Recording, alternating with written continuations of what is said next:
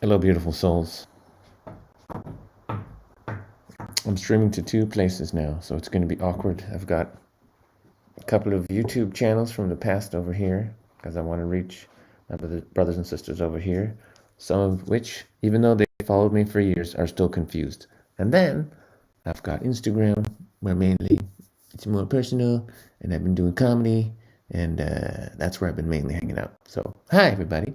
We'll probably merge both into Instagram in a few minutes. I just wanted to reach some of my old followers down here.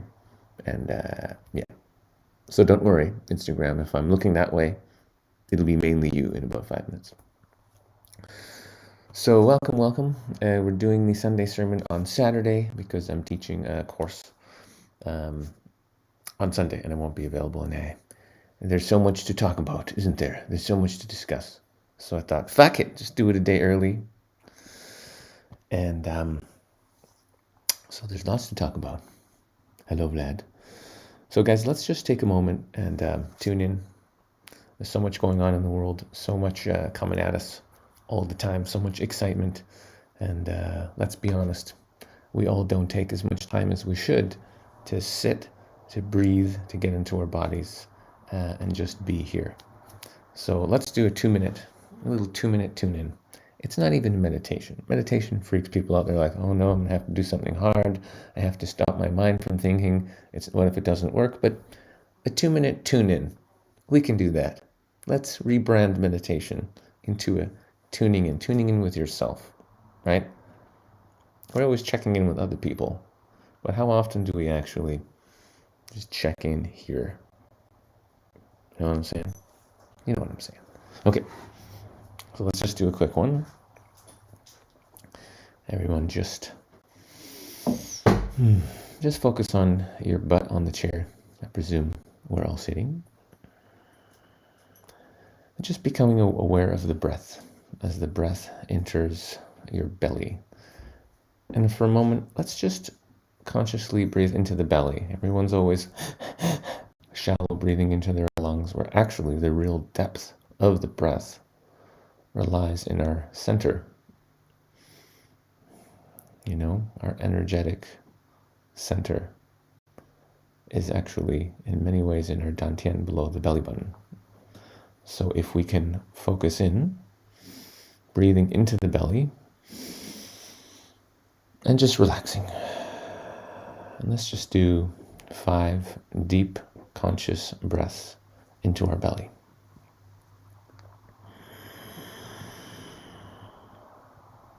And relaxing.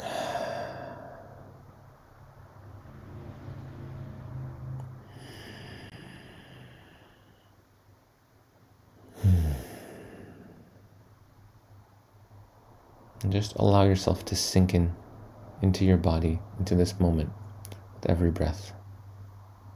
It's the easiest thing in the world.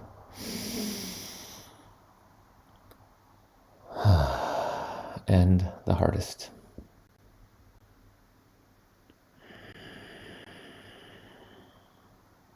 To just be here with every breath.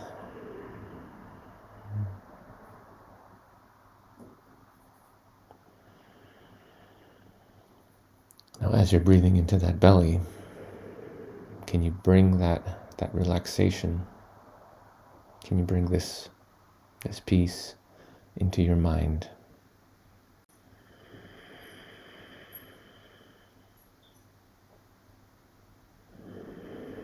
Can you breathe into your mind? And can you exhale and relax the mind and the thinking and the worrying? Can you let all that go in your next exhale?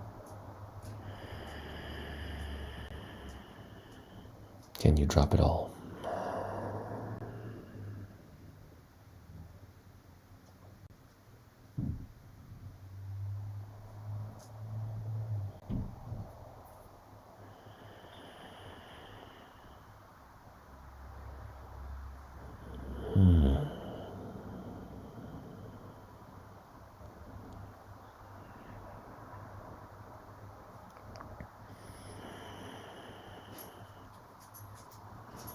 And just taking a moment to appreciate the fact that we're alive, we're conscious, and that in this moment, everything is okay. And just send out a big thanks to your higher self, to existence, to all of life. Hey, we're here. We made it through the last couple of crazy years, and we're moving forward, sending our love to creation. Thanks for the support. Thanks for the love. Thanks for the air. Thanks for the water. Thanks for the food. Thanks for the friendships. Just taking a moment to be in gratitude for all it is.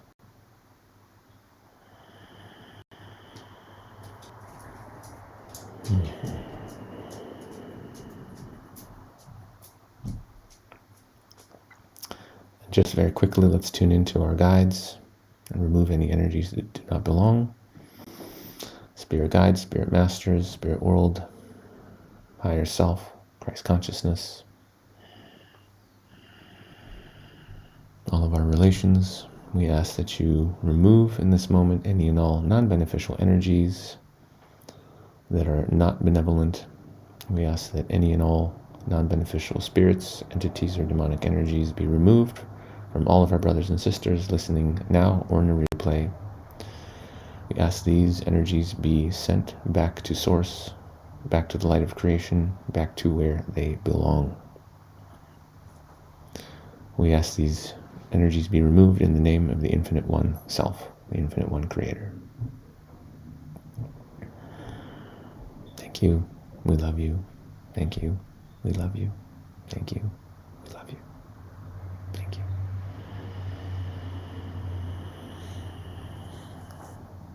Another big breath. Feel what it's like to be just in your own energy. For here it is.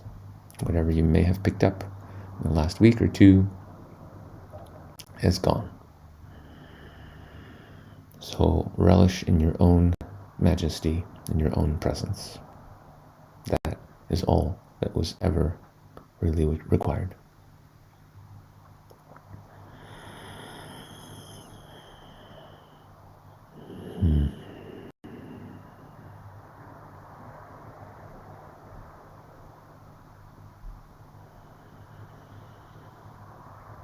Just taking the last one or two big breaths.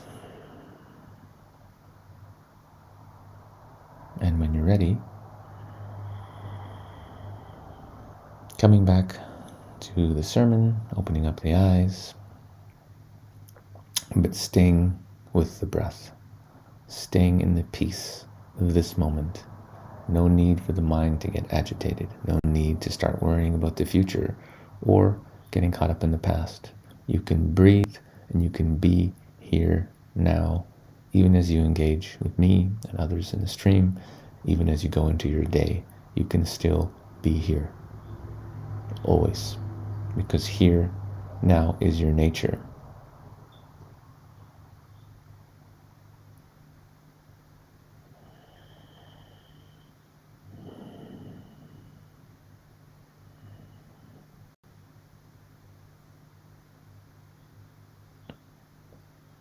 Oh, good. Hi, everybody. Some are still here. We lost a few in the meditation. That's good. That's good. If you cannot sit with yourself for 3 minutes, you're probably not ready for the downloads that are coming. Yeah, you're probably not. It's probably not for you. But everyone who's here, welcome. In my week, I've had a big week. We'll do a quick catch up and we'll go into the teaching, okay? My week this week was great. I checked out my old channel. I used to be a dating coach for men. It was a great time. So I checked out my old channel, and a lot of people still watching those videos, and I was inspired to reply to a couple of the comments. So I posted up a couple of videos. People were happy to hear from me, which was nice. But I realized that a lot of people who followed me in the past still struggling, with various things, and I felt the call to re-engage. So I posted some nice content over there, and My plan is to merge all the people that followed me and all the channels into one new epic show, which is launching next month on decentralized platforms, pretty much exclusively. Yeah, so they're not gonna fuck with me because they're still stopping me from uploading content because it goes against the WHO's beliefs on health and stuff. So yes, heavily censored I am. It's my happy dance. So that was nice. I recovered from the Lightning in a Bottle festival. I was there last week. That was great. Festival life. It's great. I was just running around, hugging shit tons of people, giving away love shirts as I do in the flesh, and really beautiful. It was really beautiful. I think I was one of the, I'm not gonna say few, but I was one of the sober people. I was just watching all the people like take their drugs, and I'm like, they're having a good time, and then I would just be in the love vibration with these beings without partaking in said substances. But it was beautiful. It was really beautiful, and really fucks people up when you're just present in the love vibration, and you give them a hug, and you're like, hey, I love you, spread the love, brother, and you give them like a 100% organic. That was my new normal shirt. Oh yeah, people love it. So still got a couple thousand left. So come find me, guys. Come find me. You can have your own. But it was really beautiful. I did a lot of yoga, sober yoga, and yeah, I did a couple of spontaneous healings on some people who were hurt, so they got a little love, and some people I connected with really felt my energy and my intention, and spirit came through, and some things happened. I don't have to go into all the details, but some things happened. Some entities were cleared. Some people really felt the love in it, and love has its impact. It really works through us for the benefit of all. If we open ourselves up to really allowing it to flow. Yeah, I'm just seeing more and more synchronicities and miracles happening, and I'm not doing anything. I'm just being present in the love vibration, which is my nature, and things are just flowing. Creatrix Garden, I like you. You're one of the people I really like that listens to me on Instagram. I'm going to do a comedy and consciousness event in San Diego next Monday, actually, in like a week. So I'm going to post that because I'm very, very, very... So I did an event. This is one of the things that happened that's funny. I did a comedy and consciousness event here in LA, and I'm like, I have a big following on Instagram. My comedy fans and spiritual fans, they love me. I'll just post a story. Everyone's going to show up. And I'm like cocky with the venue. I'm like, how many people can we fit in here? Is it like, can we get 50? I don't want to get you guys in trouble, but I'm a little Instagram famous, okay? And then people love me a lot. So there's a lot of people like my comedy. So I just want to make sure we don't, I don't want to have the fire marshal come, what I'm saying? Like, so we can limit it to 50 people. I do the fucking thing. There's fucking 3 people show up. This is after me being at a festival in LA. Everyone's like, I love you, you're amazing. I'm so coming to your event. 3 people. So Instagram just knows whenever you're just like, yeah, I'm doing something, they're like, no, they don't show the post. People who are my hardcore followers who are like, yeah, I'm always on your stuff. They're like, I didn't know you were in LA. I didn't know you were doing an event. Why didn't you post it? I'm like, I posted it. I did a story about it. I talked about it. They're like, we didn't see shit. So I know, this is how I know I'm really doing good in the world. Instagram shadow bans the shit out of me. That's how I know. Literally, it's almost a running joke. Like 23,000, like my followers keep going to 23,300, and then it drops, then it goes up again. And so they're removing old people. They're like, whoever hasn't checked me, they just remove them as new people come in, and they've capped me where I'm at. It's obvious and hilarious. Anyway, it's okay though. Solutions are coming. We've got plans. But anyway, so I've started a comedy tour, a Telegram group. You'll find it in my link tree. And that's where I'm going to be posting all my gigs. So basically, if you follow me, everybody get in the Telegram group, and then you'll get a notification when I post. And I'm like, hey, I'm doing a comedy show in San Diego. Then you'll know. Yeah. So there you go. Creatrix. Yeah. You see what I'm saying? This is what they're doing. It's a miracle they haven't actually shut me down completely. I guess I should be grateful, because a lot of people who are doing God's work, they just get completely closed. So the universe still loves me enough to keep me on Instagram for now. Anywho, so that's that. I'm having a great time. I'm just about to go to teach this one comedy therapy event tomorrow, like a private one for just a couple of people, a couple of key people that are wonderful, and and then I'm off to San Diego, and I'm gonna do one show there. I'm gonna go to San Diego and go to the beach. It's gonna be good. Then I'm gonna go back to Sedona. I'm gonna do an event there. It's gonna be good. Then I'm going to Rainbow Festival in Colorado, and I'll probably do a comedy show in Colorado too. It's gonna be good, and it's great. I'm just happy not to be in Canada right now. So that's all I'm saying.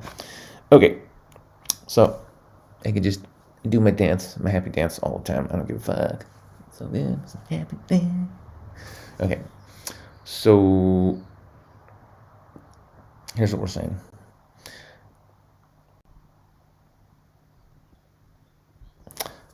Here's what we're going to talk about: the teaching. The teaching. It's awkward. There's two screens. I'm gonna close one of these. You know what I'm gonna do? Okay, you guys over on my old YouTubes. Hey everybody, guess what I'm gonna do? I'm gonna shut it down. I'm gonna shut it down. This is awkward. I'm looking up, then I'm looking down. It's weird. But I love you guys. I don't want to lose any of you guys. Okay, we'll keep it going. We'll keep it going in two spots for a bit before we switch it up. So what I want to talk about is, I'm gonna take a breath. Hang on. I'm gonna take a deep breath. Wait for it.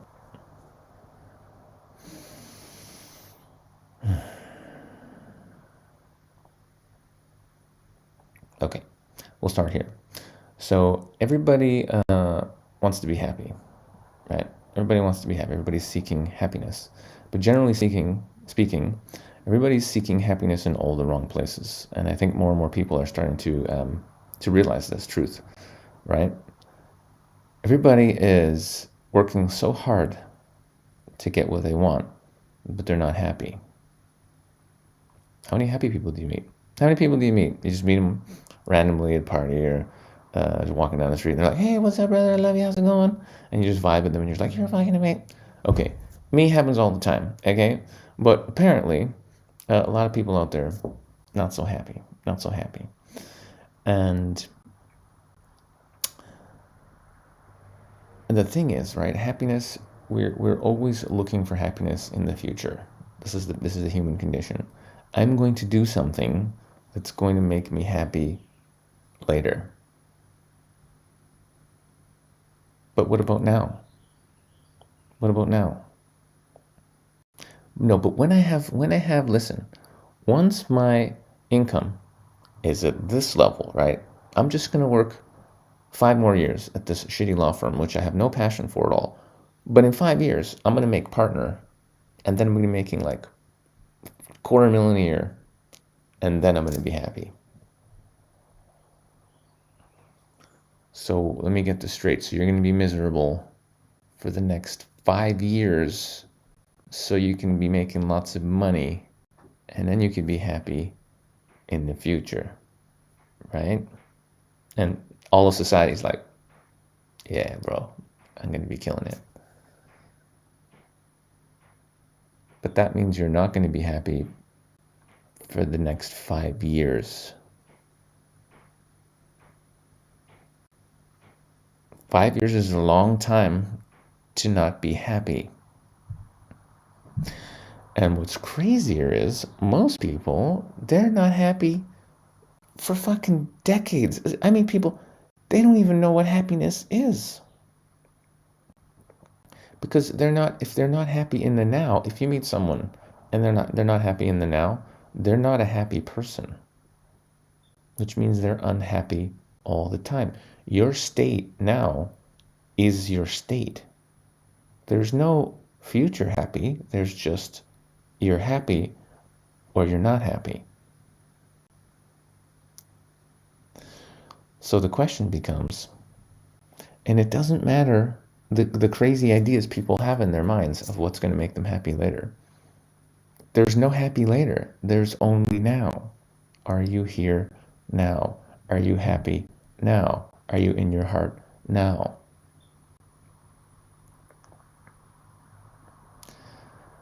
Are you loving now? That's it. there's no loving later. There's no happiness later. There's no more later. This is all there is this moment.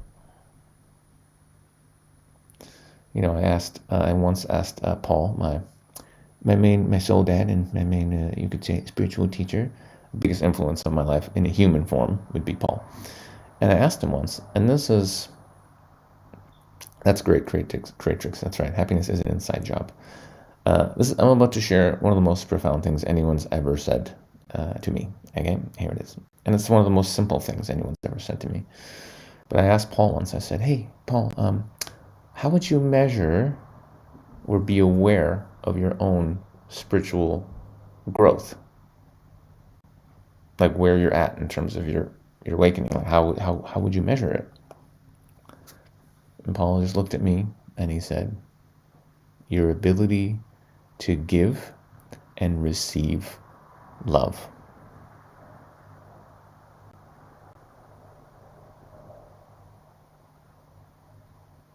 Did you guys hear that? YouTube, did you guys hear that? Instagram, did you guys hear that? Do I need to say that again? I'm gonna say it again. Because people get distracted. Somebody was picking their nose and eating it. Someone else is watching TV while trying to listen to me at the same time. So I'll say it again.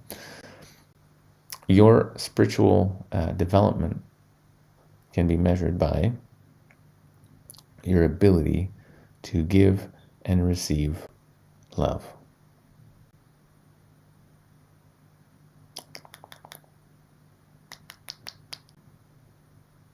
I'm just going to sit here and make fish faces.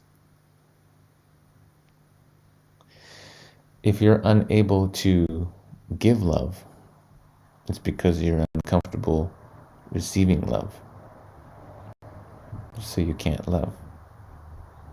If you're not comfortable getting it, how can you give it? Do you think somebody who was uncomfortable earning lots of money, didn't feel worthy enough to earn lots of money, would feel comfortable giving away lots of money? If you're uncomfortable feeling love, if you're unworthy of love, if your heart is closed to love for whatever reason, you will not be able to give love or receive love, and you will feel zero love.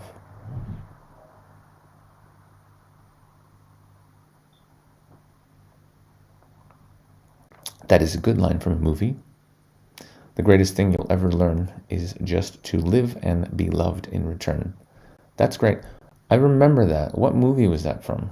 Can you remember? Because that's very good.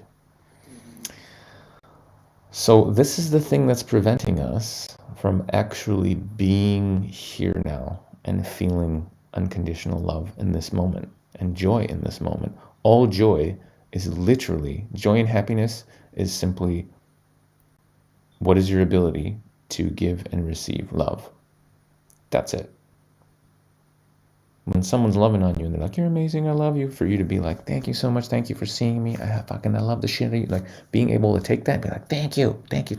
I'm unworthy. It's all God, but thank you. It's not me that you love, it's just, but thank you so much. I'm a nice vessel. Thank you. And you can really take it in. I love you too. You're fucking amazing. Give me a hug. If you can do that, if you can really feel that when love is coming at you, and you can really express that, whether it be physically, like eye contact, like really being present in the moment and saying, hey, I fucking love you. You're fucking awesome. If you can really be there for that, you're probably not that fucked up. If you can truly, this is the easiest way to tell whether someone is able to give and receive love is how they hug. You've seen people hug, right? What do they do? Especially dudes, right? Because if you hug someone too long, you might be a faggot, right? So you do the hug, do the quick pat, just back off. Women also will do a quick one and they'll back away. If you can't take your heart and put it up against someone and just hold them in that moment, you are unable to receive and you are unable to give love. As simple as that. You got work to do. And so this is our journey. Because when we're truly in a place where we can give and receive love, then we are being reborn in every moment. Because every moment is new. Every moment is fresh. How often do you think a baby is bored? You ever seen a bored baby? Baby's not bored. Baby's just... When's the last time you saw a bored 4-year-old, 5-year-old? They're pure consciousness. There's no boredom. There's just love. Because they haven't been... their heart hasn't closed up yet from the matrix. From all the trauma, they're still open. So they're able to love. They're still able to give love and receive love. So they're running around loving on everybody.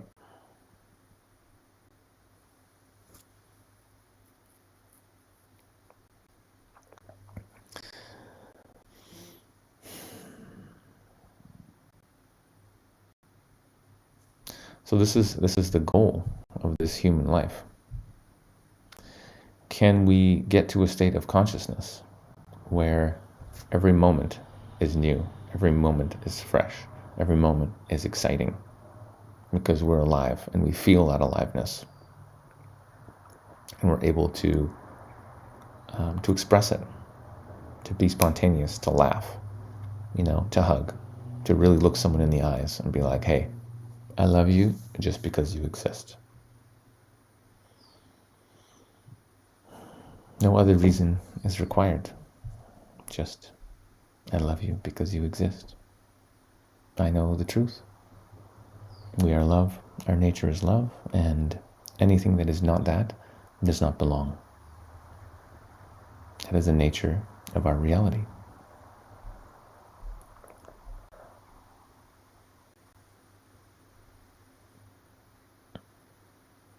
I love you too, Dave. Even though I don't know who you are, I still love you. So what needs to happen? This is what it's all coming up to. What needs to happen in your life? What needs to shift for you to be able to really be here?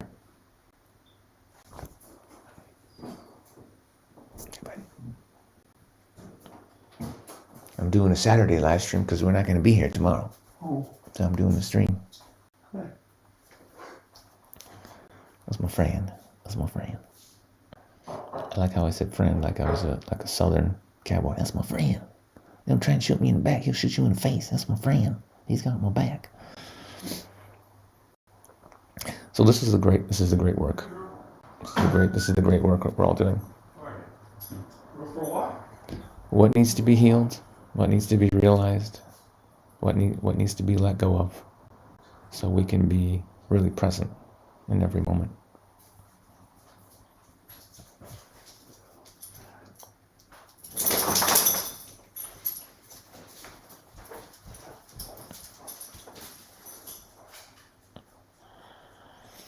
And yeah, so I get lots of moments of clarity and downloads that I'm supposed to share with the planet. That's why I keep making videos.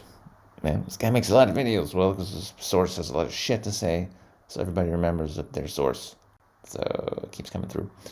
And yesterday was just a beautiful moment of clarity. I made a short video about it, where I just had this moment of like, holy shit, I've never been more excited to start a venture, to start doing something, a new business. And it's funny because I don't even want it to be a business. It's this really funny thing. Like, I don't care. Money has no excitement for me anymore. It doesn't matter. My excitement is I want to share my joy and the love in my heart and help people feel that love and feel that joy. That's it. There's no other, I just want to remind all beings that we're one consciousness and help them get in the present moment and feel love. That's it. But the realization, like, holy shit, this thing that I'm teaching, I'm supposed to take it to the next level and really get it out there and make it a whole thing. And I'm so excited about this new venture. It's so exciting. And I feel like I'm just starting my life. It really feels like I'm just about to begin living my life. And it was a funny moment because I'm in my 40s and I've done a lot in my life. I've done a lot of, great stuff. I've been really happy and done well for myself and all the things. And I'm just starting now. And I just had a moment like, have I not been doing it? And for the last 40-something years, have I not been doing my shit? And I totally was doing my shit. But because I've healed so much and changed so much, and I'm like the person that was here last year is fucking dead. Like the person, I look at videos of myself 10 years ago, I'm like what a fucking what a retard. Like, God bless him, he was doing the best he could, but wow, that guy was traumatized, you know. And so it's just a reflection of how much I've shifted and changed over these years, because I don't recognize myself, and what I'm doing with my energy and my consciousness now is completely different than what I was doing last year or even a couple of months ago. It's completely different, and that's my reflection of like, yeah, good, you're evolving. If you look at yourself and what you were doing 5 years ago, and you're like, yeah, that's great, that's exactly what I want to be doing now, something's wrong. I'm sorry, but if you resonate with you from 5 years ago, you're not fucking evolving, man. You're not evolving, because you should not be able to recognize yourself from 5 years ago. You should be laughing at your past self. Your past self. You should be like, fuck, look at him. This guy's a fucking clown. Like, if that's not your reaction of you 5 years ago, I'm sorry, you're not on the path, man. No, no fucking way, because you would have changed so much. The person that you were 5 years ago would be unrecognizable to you today. That's the truth. You'd just be like, what the fuck? I love you, but damn, you fucked up. You know what I'm saying? It would just be unrecognizable. And so it's actually quite shocking me, because I have a couple of like old friends that aren't not really friends anymore, because we have nothing to talk about. I tried, but there's just nothing to say. And they're the same as they were when we were in high school. You know, they're the same. That's nice. Sweet Stage goes, I was already awesome 5 years ago. I was pretty awesome too 5 years ago. Okay, we're all awesome because we're all eternal love consciousness in a temporary human meat suit, but we're all love. Love is our nature, so we're all fucking awesome. But you know what I'm saying? As a human, you, the human, should be evolving and changing constantly. And so I had a really beautiful moment of just like, yeah, this is so exciting. I'm in my 40s and I'm just starting my life. Fucking awesome. Like, holy shit. I'm so excited. And I remember having a moment back in 2010-ish. Yeah, 2009, 2010. And this is when I was really into, like, again, everybody knows my trauma story of not being loved and having the shit beaten out of me and not being able to connect with my, with the divine feminine. So, well, I'm going back to Sedona. So I'll see you there soon. But anyway, everyone knows my story. So I had this beautiful moment of back in 2010 when I was basically just chasing women. I just wanted to get a girlfriend and I wanted to connect with women, and I was sex deprived. So I was in my peak of like becoming a infamous dating coach. Those of you that know we had some good times, and I had this moment of like, wow, I was so passionate and excited about helping these guys overcome their fears and connect with women and get girlfriends. It was like so exciting. I remember I literally was thinking, fuck, I just want to get this out to more people, and I want more people to know how amazing this is. That you can actually be yourself and talk to women in the daytime and anytime you want to, and just connect and go on dates and all this. And I was just like, and I was just so excited about it, and I'd never been so passionate about anything. And in that moment, it was hard for me to, I couldn't have imagined being more excited about anything or doing anything else other than like helping guys connect with chicks. I'm like, this is great. And it was really my passion. It was 100% my passion. I was absolutely doing what my purpose was in that moment, in that phase of my life. It was exactly what it was. And I fully gave myself to it. And because it was fully my passion and I fully gave myself to it, that's the reason I was successful. People are always wondering, how do people make it? How do people make money? How do people get successful? How do you get a following? That is the secret. Like I'm sharing with you guys right now the secret to success. At least on that degree of in the world of like how you can, be successful in the world. If you're living your passion, if you're 100% doing what you love in the moment, like absolutely, and you're giving everything to it, you're going to be successful. Because that's all I ever did. I just loved what I was doing, and I was so passionate about it. And from there, it all came, like, lots of money, lots of followers, all the things that are required to make it in the world. And it was just came from a desire to help people. That's it. And that's the secret. If your passion is somehow for the good of all and you're helping other people and you're really doing it from that energy, you're going to be great. That's it. And that's all that we need to discover. What is it that you can be doing in this world that uses your gifts that you're actually genuinely excited about, so that when you're doing it, raises your vibration. You're in a high vibe. Everybody wants to be around you. Everybody wants to learn from you. Everybody wants to be your friend. When you're in high vibration, the world is your oyster.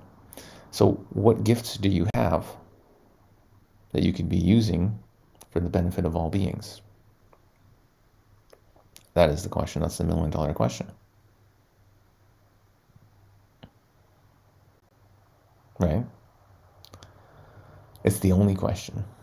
Because when you're living those gifts fully and you're really doing what the Creator put you here to do, right, then everything flows. You're just going to have crazy synchronicities and you're going to keep meeting the right people and everything will just be like kind of magic. It'll just be magic. And you will actually be in the present moment.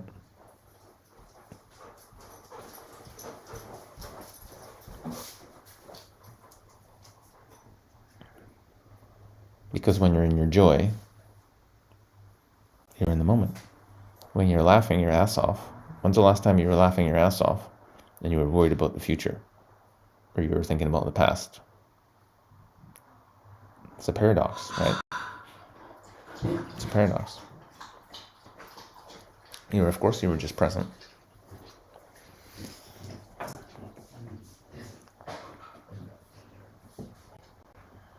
So you only have one job, really. You only have one job. All humans only really have one job, and it's to discover your unique gifts. And once you know what your unique gifts are, to put the intention out there and manifest reality where all you're doing is living, using your gifts and living your unique excitement for the service of all beings in whatever way.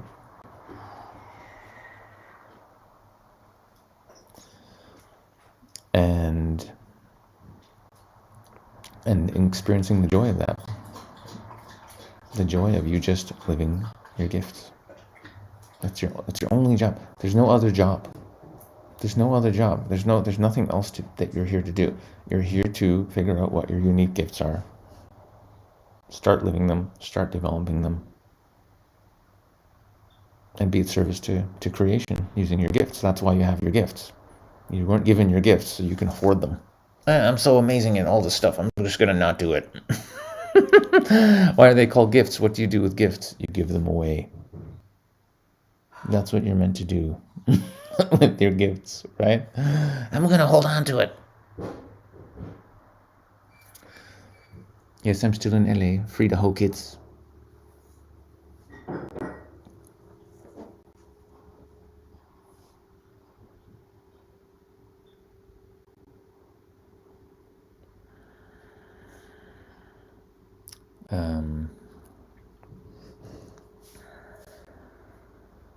Any questions? Any questions?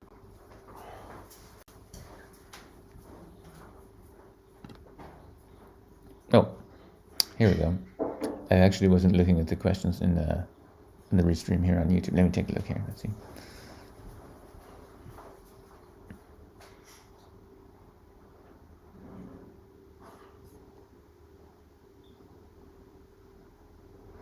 Hello, Habishek. Nice to see you too. Glad SC returns also.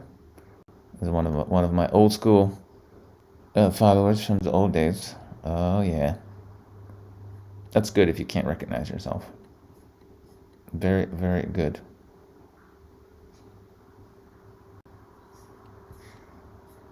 By the way, if anybody knows how to make a restream stream to Telegram, send me a DM, because I tried it. I followed the instructions. Shit did not work. Because I have people on a Telegram group that would like to hear from me also. Hi Chris, what's up? Yes. Okay, here comes it.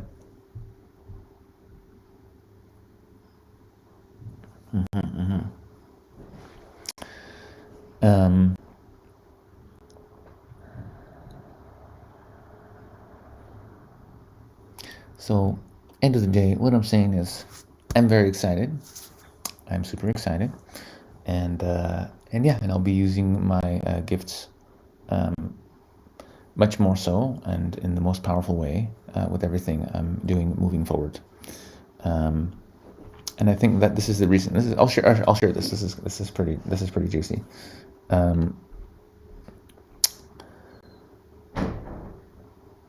When I was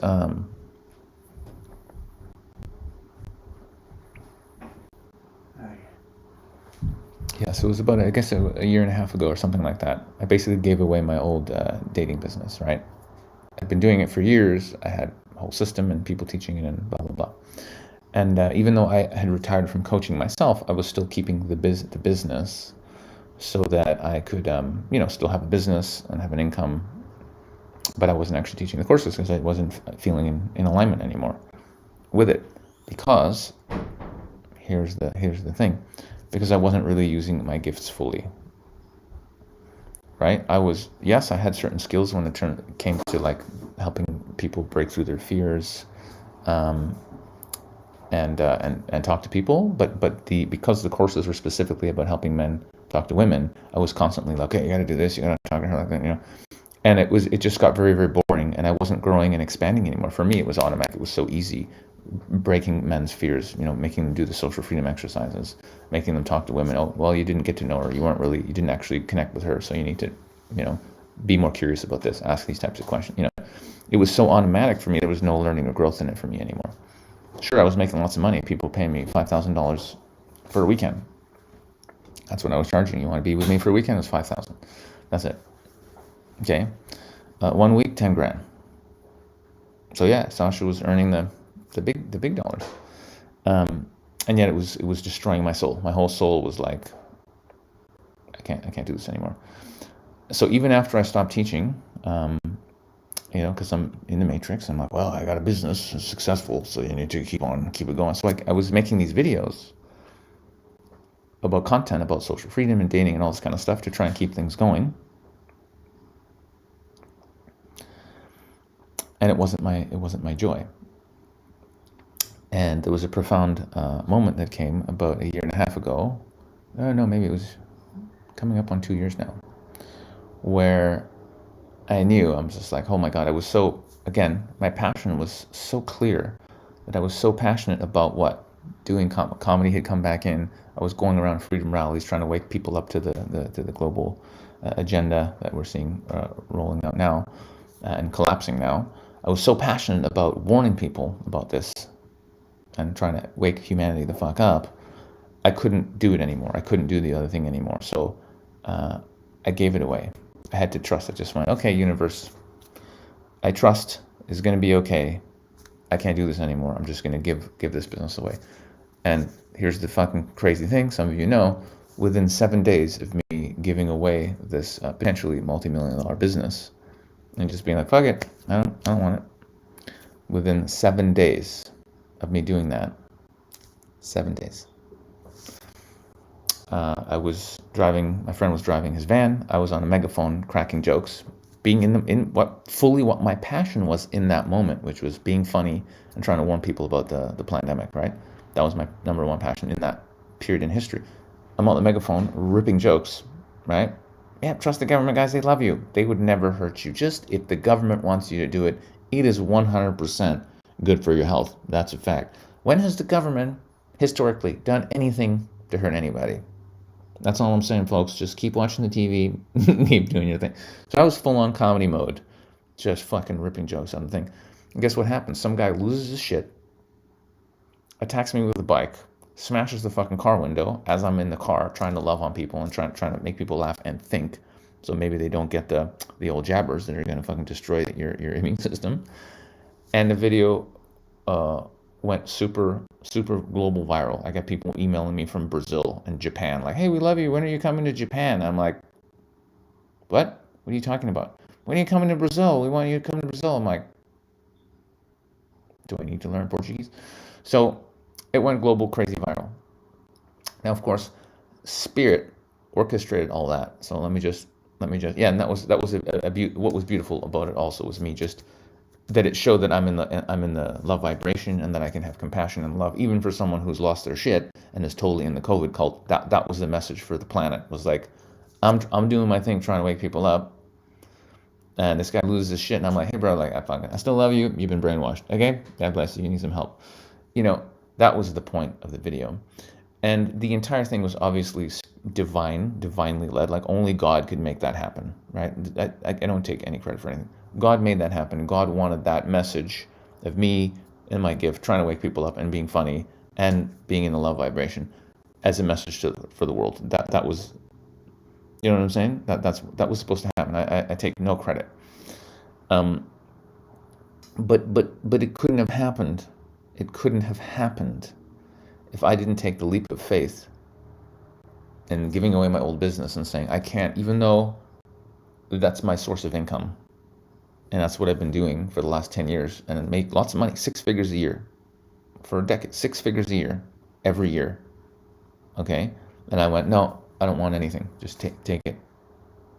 I had to make the leap of faith and give that away for a spirit to go, okay, you're actually trusting that you're here for a greater purpose. You're actually trusting that what's in your heart, your excitement, your passion is indeed what you should be following, and that the universe will actually always take care of you if you follow your passion and listen to your heart and use your gifts for the benefit of all. Because I took that leap of faith. I said, I will be used by source. I will follow my heart. I will get in a fucking truck with a fucking megaphone and rip jokes and trying to wake people up, because that's internally, that's what my whole soul was going like, you got to do this, bro. Get in the fucking truck and try and wake people up. Use your comedy, bro. And because I took that leap of faith, gave away a 6-figure business and got in the car and started doing my comedy, God went, okay, good. Here you go. Bam. Global viral video. Instagram goes from 2,500 old school Sasha Day Game followers to 17,000 in like a week and a half. Crazy. And like massive fan, like people, oh, we fucking love you, you're so funny, God bless you, you know. And it's like, and all the people that I want following me, this is the magic of it, all the people who are awake, have a sense of humor, and are love their freedom, you know, like you know, to a degree, very much my tribe. The only thing we're seeing there, like people on a spiritual path. But the funny thing is, we're all on the spiritual path, whether we know it or not. Everybody's on a spiritual path, right? So it was beautiful, but that couldn't have happened. I had to let go. I had to let go of my old life. I had to trust in the divine plan that there's something greater for me, that I can still make a living and be successful in all the things, but doing what's in my heart. And it was a big test for me, giving away a 6-figure business. Completely. Like, not like, hey, I'll give you it, but you have to keep sending me money. No, you're passionate about it, you take it. I'll be okay. The universe has my back. That's what I did. And the universe delivered. That's nice, Cosmic Orange. Cosmic. That's right. Love, baby. Love all day. So is this making sense? You have to, the universe has your back. The universe is always conspiring to help you, to heal you, to get you to the next level of your evolution. That's the nature of consciousness. That's the nature of love. Love only has one quality, to love. Love is always trying to heal all, to enlighten all, to enliven all. Okay, that's what love does. But you have to take the first step, because love is not a bully. God is not a bully. That's why I always laugh when people like talk, like, because I follow Yeshua, Jesus' real teachings. That's been the most, again, from a being that is not in a physical body. That's my greatest teacher. And my self-realizations have actually been through the line of the Christ, the heart-opening Christ path. That's been my path. So, and people talk about,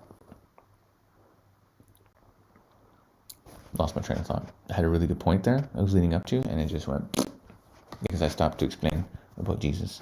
I lost it. It was going to be good. I was on a good train there. I'll just sit here. I talk too much. I'm just going to sit here in silence for a moment. Read the comments.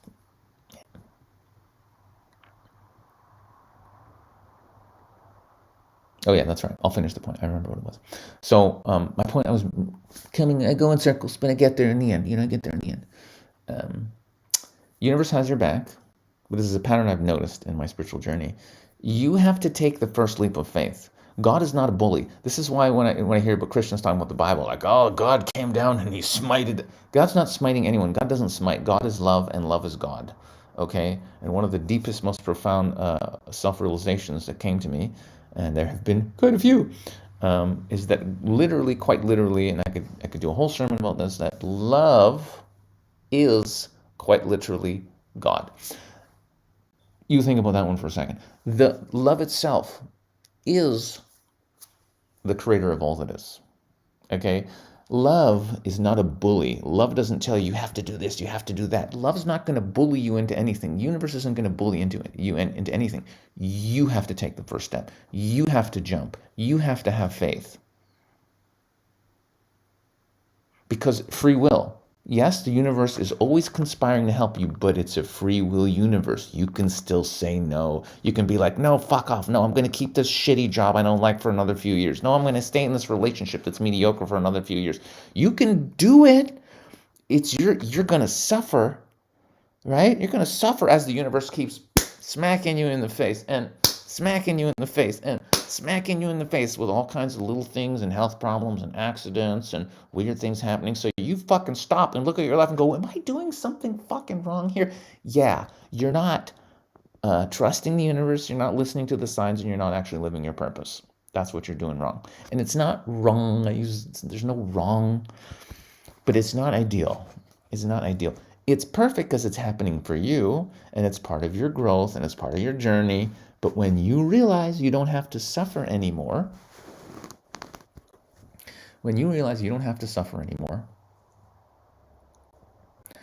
and all of creation is working to help you, but you have to do the work. You have to let go of what isn't serving you. If it's not in alignment with your truth, if it's not in alignment with your excitement, if it's not in a vibrational match with you and who you are and what you're doing, you have to let it go. You have to let it go. You're going to have to let it go eventually anyway when you leave the physical body. Okay, upon what they call death. I do this thing with my fingers because in my self-realization, the person, already died, and there is no death. It doesn't exist. It's just an ego death. It's all the ideas of what you think you are. They die. But you, the infinite one self-consciousness, is eternal, forever, no birth, no death, no time. That is your true self. That is what will be realized when you leave the physical. At some point, you're going to get there. Everyone gets there. We're all one. You can't avoid it. That's just the truth of nature of reality. But the longer you fucking hold on, the more you'll suffer. And that's the beauty, and that's the crazy thing. Because there's no time, and your nature is eternal, it doesn't fucking matter if it takes you another 5, 10, 20 years to wake up, or another 5, 10, 20, 2,000, 20,000 lifetimes. It doesn't actually matter. Of course, it's better to do it now because you can be happy now. Why would you want to suffer for another 10 years or 10 lifetimes? Why? When the opportunity is to awaken right here, right now, in this lifetime. Why? Why continue? I can't think of a reason. Can you think of a reason? I can't think of a reason. But you have to take the step.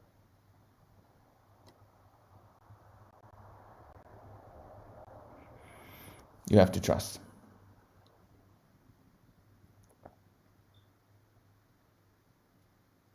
And that is the human journey. That's the journey. Trusting a little bit more and more in every moment.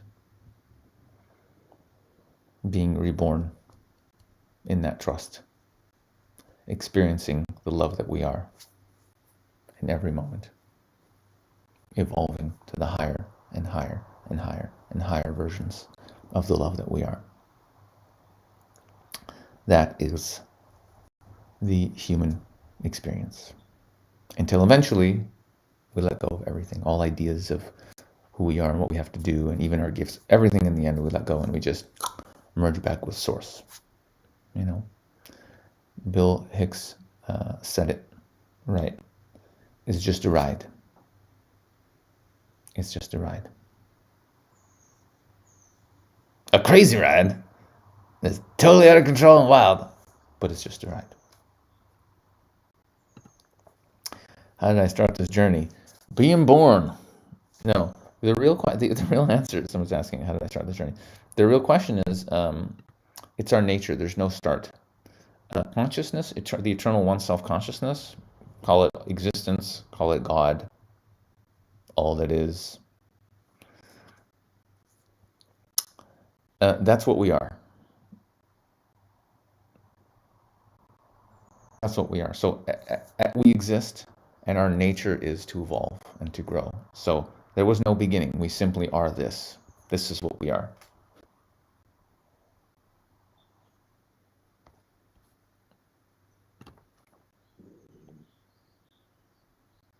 But how much can you tap into that, your true nature?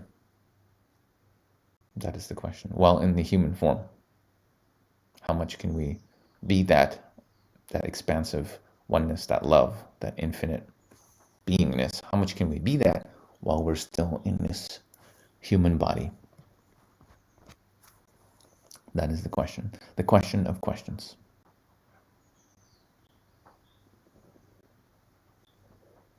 Know what I'm saying, guys? Know what I'm saying? This has been nice. This has been good. This has been good. It's nice streaming to the old using Restream. I'm gonna figure out how to make Restream your work to Instagram, and then we can just do it on here, and then everyone gets it. Yeah, it's gonna be nice. It's gonna be nice.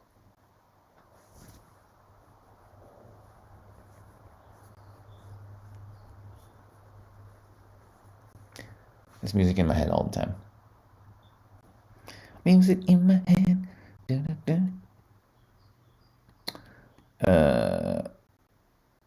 Yes. Yes. Johnny Constantine wrote a comment. Oh shit, we only have it's gonna cut on Instagram in 2 minutes. Shit. Johnny wrote, I don't think normal jobs equal suffering. Kingdom of heaven is within. Yes, kingdom of heaven is within. But a part of experiencing that kingdom of heaven is using the gifts that God gave you in this realm. You see what I'm saying? So if you're in some fucking, if you work at Walmart for $10 an hour or whatever the fuck they're paying, you're not experiencing the kingdom of heaven. You could have it within. If you really, really, really know who you are and you're in that joy and love and peace and abundance and you're just loving on everybody, then you could. If you're really high level, high vibe, you actually could be in Walmart. But you're not using your gifts. Your unique gifts, I don't believe your unique gifts are being a cashier in fucking Walmart. I'm sorry. God bless all you cashiers out there. I'm not against you, but you're not using your gifts fully. That's all I'm saying. That's all I'm saying. That's all I'm saying. Listen, this has been beautiful. It's about to cut off on Instagram in about 60 seconds, so I have to end it first because sometimes it doesn't save the recording if Instagram cuts it off. So we'll end it here. I love you guys very much. And maybe I'll keep going over on my other channels. Should I keep going? I'll tell you what I'll do. I'll come back on Instagram because you guys who are on YouTube, you can follow me on there. So I'll come back on for another few moments on Instagram. So I'm going to end it everywhere and I'll come back on in a second. But those of you who are going away, I love you. And see you later. I'm closing it. We'll be back next Sunday. Go on my Telegram comment group for my dates in America. Okay. Got rid of those guys. What a bunch of dicks. Anyway. Okay. I'm going to close it off here too. So wherever you beautiful souls are watching,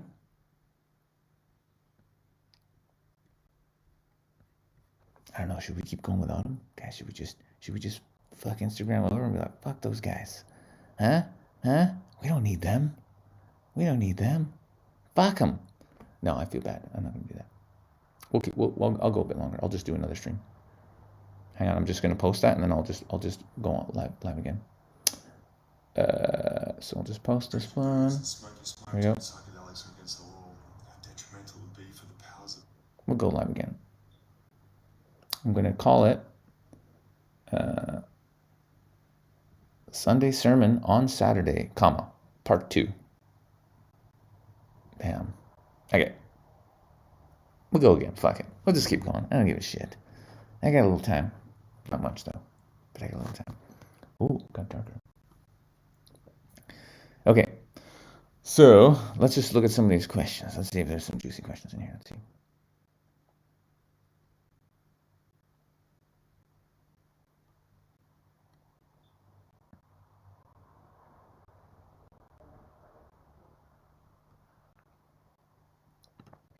So, there's a question here on the YouTubes. Lucas says, always fail to push away the existential void without outlets for creative energy. Well, if that's your problem, then why don't you find some outlets for your creative energy? For example, the best outlet for your creative energy would be your unique gift that you could then give to the planet. You know what I'm saying? Like, what, dude, that's what we've been talking about the whole time. That's what we've been talking about. And someone randomly, it's a random question. Somebody asked, do you have your tonsils? I do have my tonsils. That is a random question. That's almost like, do you have your foreskin? I do. Thank you. I'm a non-circumcised Jew. Thanks for asking. Yes. This was a good comment here. Somebody wrote, appreciate the sentiment. Really, don't care much about stuff and money, but adding kids into the old equation makes things a lot harder. And yeah, absolutely, because the matrix has been designed a certain way, and you need to fight for money, resources. You know, like you basically have to go out there and make this imaginary shit that you're paying taxes on. Like it's a really big juicy scam, the matrix. It's really fantastic. They've done a great job.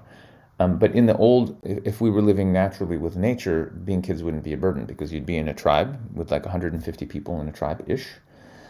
And you would build your little hut from what's in nature, from the trees. You'd build a little hut, or 2 or 3, as many as you needed. Food was just, you would go hunt the food you needed or pick the berries you needed. It was all just out there. And then even if your partner left you or died, it wouldn't matter, because the whole tribe would look after your kids as a group. So it wouldn't be, you know what I mean? Like that's actually what it is, guys. That's what it is. You know what I'm saying? That's what it is. Cashiers are serving Buddhas. Have a look. Yeah, that's a good comment. That's a good comment. Yes, well, Florida people, you know what I'm saying? You get a group, get a love comedy and consciousness group together, get a shit ton of people, agree on a city where you are, and then get like 50 people in a room in a group. They're like, yep, we're all ready to come see your comedy show, and then maybe I'll come to Florida. But you guys gotta hustle out there. You gotta hustle. That's far from where I'm at.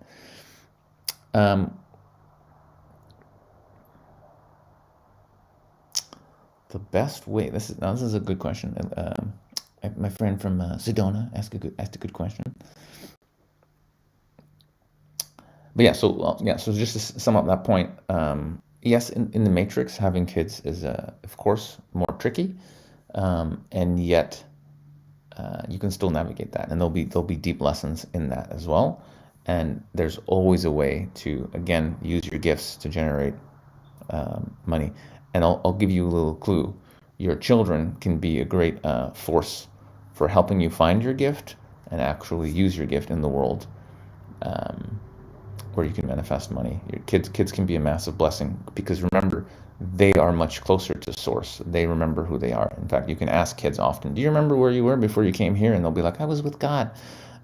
Kids haven't forgotten yet, right? So you can actually, that connection can actually help you get clear on what your gifts are and manifest, your purpose and passion, and make whatever you need to make to feed your kids. Right? That's all I'm going to say. I could go down that rabbit hole, but I won't. So my gift is laughter. That's right. Nikki Arch, thanks for seeing me. My gift is laughter.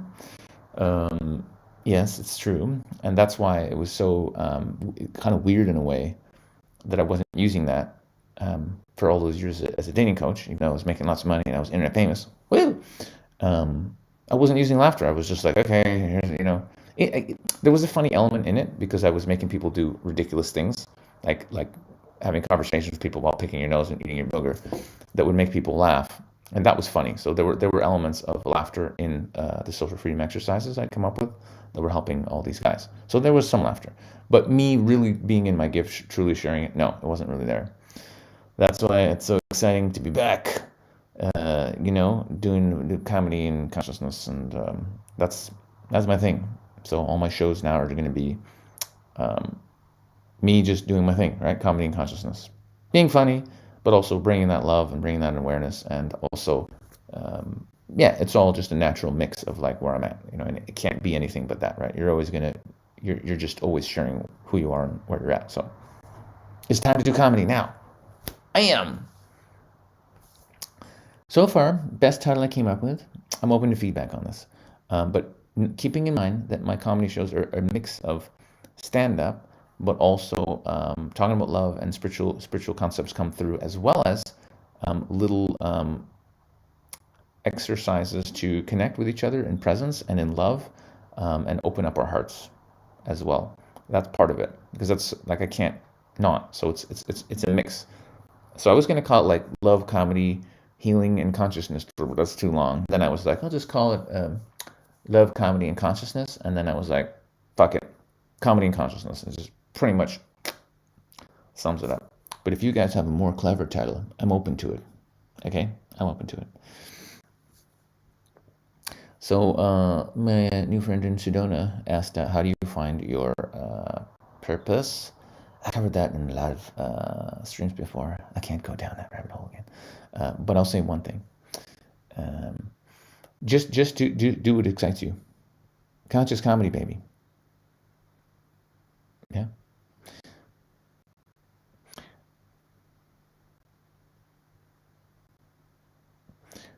Do what you love, even if you don't think it can make money. Even if you're like, oh, whatever, do what you love. Because when you're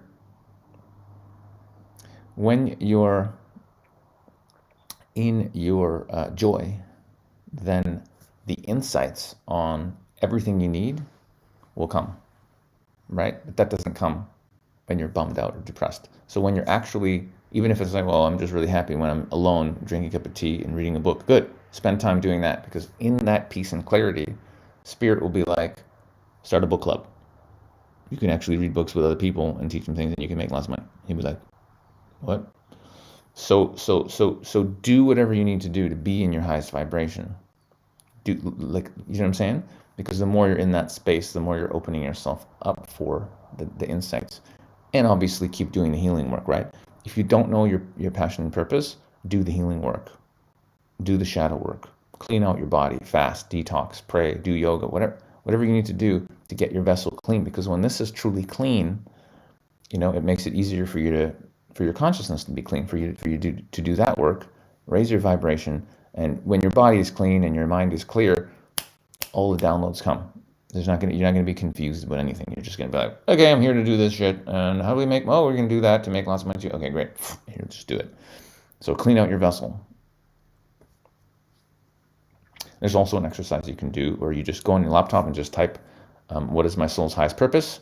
Press enter, and then just like write the first thing that comes in your head, and then press enter, and then the next thing that comes in your head, and just keep going down the list, like forever and ever and ever and ever and ever, forever, until you eventually start to cry, or it comes to you. My friend Steve Pavlina has an exercise on that. I think it's literally an article called How to Find Your Life Purpose by Steve Pavlina. So he just goes into that process. So you could find that if you wanted to. Maybe that'll help. He's my friend. And actually, one of his workshops where he was just being totally in flow and just doing whatever the audience wanted, and they were all learning together. It was one of his workshops in 2015 where I'm like, I have something I could offer the audience. I've been doing comedy for a long time. I could teach people to do stand-up comedy. And he was like, yeah, that'd be great. And so I did. I just showed people the core essence of like, here's how you do stand-up comedy, and write jokes about your trauma and your fucked up shit. And everybody did comedy, and we all ended up laughing our fucking asses off together at everyone's trauma. It was hilarious. And that's how comedy therapy was actually born. Yes, and now I will be doing it all over the place. Yes.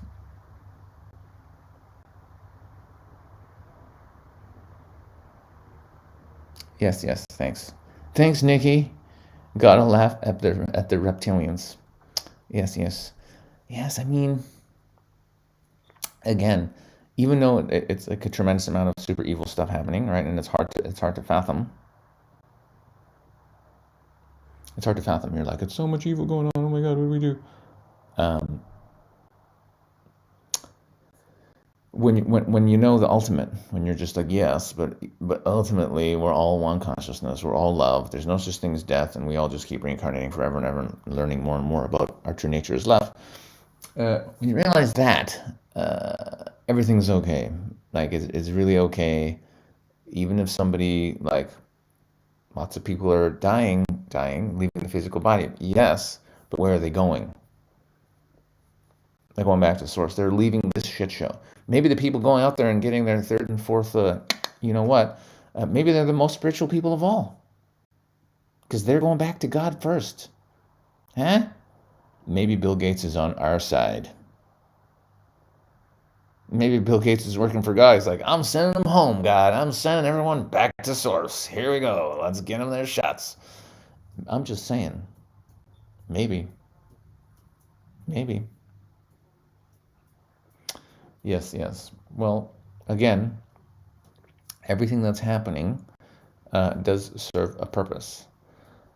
So if that's what it takes for humanity to wake up, because people are so asleep, you got to understand, people are so disconnected from spirit and their true nature and love, that it's going to take some really fucked up shit happening for people to stop and go, something's really wrong here. Is it going to take some shit? And that's why we're seeing some shit, because what's really, really happening, that most people have no awareness of what's happening, but some people do, but not most people, is actually the ascension.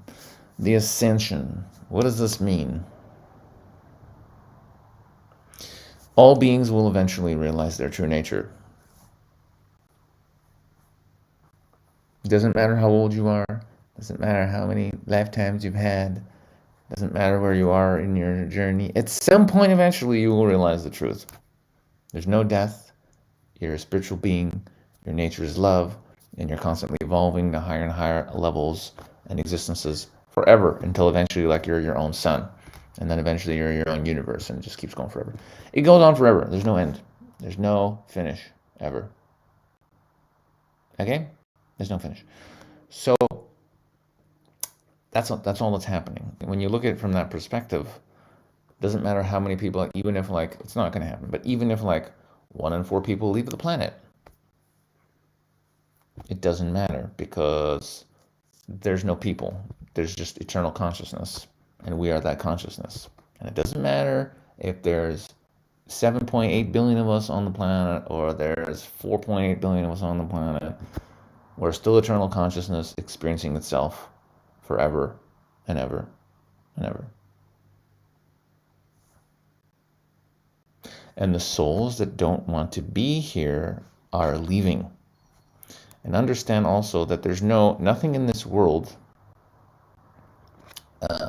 is more powerful than the soul and God's plan and your soul's desire to learn and grow and create. So nothing is happening by accident. You know what I mean? There were lots of ways for souls to leave the body before. Unhealthy heart attacks, cancer, car accidents, like random fucking shit. Like, if your soul wanted to exit, you would find a way to exit. But now, as there's more unhappiness, more people out of alignment with source, more people depressed, well, then there's what we're seeing, this rollout that we're seeing right now. It's just an opportunity for more souls to either wake up or leave the planet, because they're not ready for the new ascension energy that's coming. Okay? Just Let that sink in for a second. That's all this is. It's an opportunity for souls to either wake up, realize, see the darkness, see the evil, so that they can choose oneness, truth, and God. So they can actually go, no, I'm not going to serve that anymore. I want to know my true nature. So they can go within and start their spiritual awakening process. So that's your choice number one. You're going to start waking up because of all the evil shit. It's going to force you to wake up, or you want to stay asleep and you're going to leave the body. You cannot stay in fear and separation vibration, wearing masks and poisoning your body in all the ways, which we don't have to, you know what I'm talking about. You can't stay in that frequency, in that reality, without destroying yourself and being forced to leave the physical body. You can't. So it's actually a choice. Again, it comes down to free will. All the souls that really want to keep watching MSM and they think Obama's doing a great job and Bill Gates is doing a great job, you can keep on playing that game, but you will ultimately either have to wake up because you realize it's all bullshit and you're just off and you're following forces that are not in alignment with the Creator, and you'll have to choose God, or you're going to leave the physical body. And neither of these is bad. This is what must be understood. Waking up and choosing God and going on your spiritual and healing path is great. Leaving the physical body so that your soul can be happy because your soul's miserable here, so you can actually leave the planet and recycle and then come back when you're ready, or go to another reality that's more appropriate for your existence, that's not bad either. There's nothing bad. It's just that you can wake up here, or you can wake up in another reality, or just go somewhere else where it's more appropriate for your soul, because it may not be here for a lot of beings. And that's what we're seeing here. A lot of souls, remember, there's no accident. Oh, somebody accidentally took the gym. There's no accidents. Spirit's running everything. Some souls are not ready to continue to be in this earth plane in the vibration and the energy that we're heading into. So they're going to leave this realm. It's only us and our egos that judges. Oh, but this person's only 31. They died too early. No, they left the planet at just the right time, like all souls do. Okay?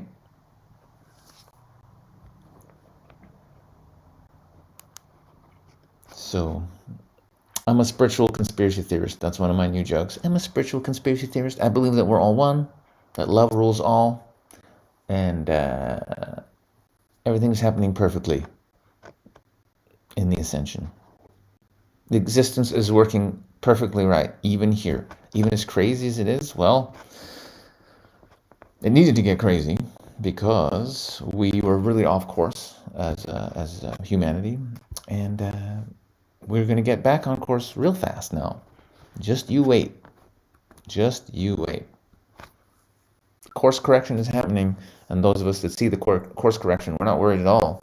Our only concern is how do we quickly build the system and the new world fast so that we can support, what's coming, because all the old systems are collapsing. You think there's going to be government in the form there is now in 10 years? No. You think the financial system, you think you're going to be getting loans from banks in 10 years? No, there's not going to be banks. All these things are finished. You think there's going to be organized religions where people are sending them money and they're making you do satanic worship fucking ritual? No. All these things are finished. Everything's finished. That's funny. Somebody just wrote, if Duncan Trussell and Russell Brand had a baby, you are a beautiful soul. That's really funny.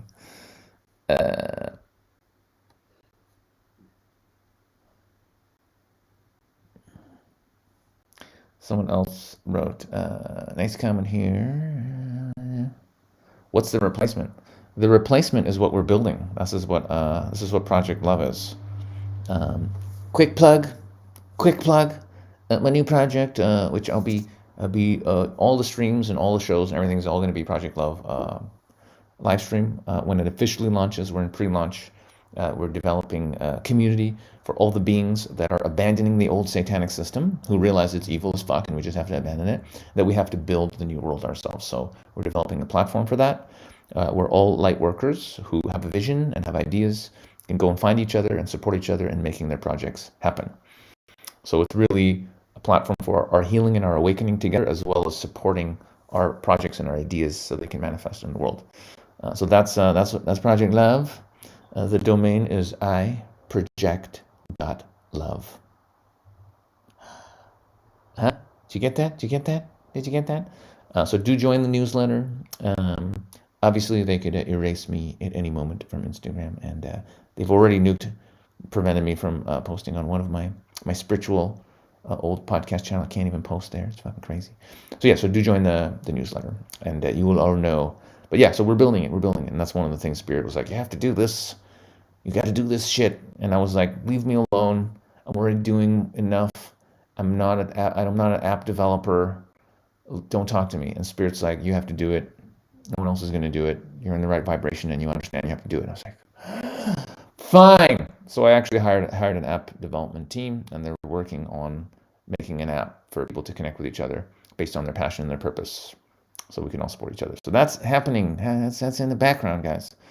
And the reason I'm streaming to my old YouTube channel, a couple of spots in my old Facebook, which I don't even use, is just to reach all the beautiful souls out there who followed me in the old days.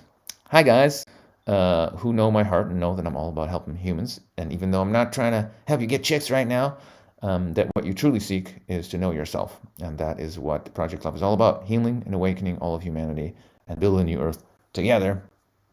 And that's why for the next few weeks, I'm going to stream to all my old channels and platforms to get everybody on board. And then we're all going to go over to Project Love, and we're going to be streaming the shows to decentralized platforms that cannot be censored. And that's the plan. Okay, now you know all my secret plans, guys. I'm pretty open with all my secret plans. Someone here wrote a nice comment. Let's see if we can. I am afraid of success, says Heather Hancock on YouTube's. She says, "What the hell do you make of that?" Well, I'll tell you what I make of that, Heather Hancock. What I make of that is that you are not afraid of anything because you are all that is forever experiencing itself. You're not afraid of anything, but you're this little conglomeration of thoughts and beliefs and ideas and traumas that you believe to be yourself. We could just call it your ego. Is afraid of success. Yes, because true success would be knowing your true nature and being present in every moment and being loving in every moment. And the true recognition, true success, really remembering your nature would be the death of your ego. Quite literally, your ego would implode in on itself and it would die. And then you would be reborn as the infinite one self. So that's what's actually going on. Yep. So what you can do with that is recognize that all fear is not true. Fear is only possible when you're in separation consciousness. When you believe yourself to be a person that's separate from all beings, and you're going to die, and you have to make money, and you have to be successful, and all these things, you're buying into the separation bullshit. It's not true. You and all beings are one. There is only love, eternally experiencing itself forever. That's all that's ever been going on. That's all that's going on now. There's nothing else going on. Okay? And so when you feel fear, see it for what it is. It's not you feeling it. Okay? When you go into I don't know if you were here at the beginning, we did a little meditation. But if you actually meditate a little and just go for a walk in nature and just breathe and take a microdose of mushrooms or some shit, But go barefoot in nature and walk and breathe. Hug a tree. Just be present. And if you're really in that presence and everything's okay and you're really there, then take a look at what you're afraid of. What are you afraid of? Look around you when you're in the forest, and what are you afraid of? Because that's reality. Reality is there's no. What are you afraid of? You're a free creature. You exist.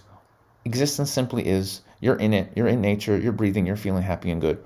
What success are you afraid of? What is success? Your existence. Do you understand? Your existence forever. You are beyond birth. You are beyond death. You are eternal consciousness. What are you afraid of? Success is of this world. Success is what other people think about you. Do you realize how ridiculous that is, what other people think of you?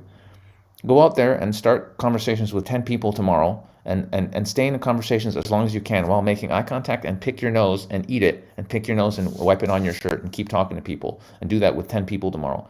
Then tell me how much you care about what other people think. It doesn't matter what other people think. It doesn't matter what society thinks. The only thing that matters is that you're living your life's purpose in alignment with the Creator for the benefit of all beings. Okay? Stop it.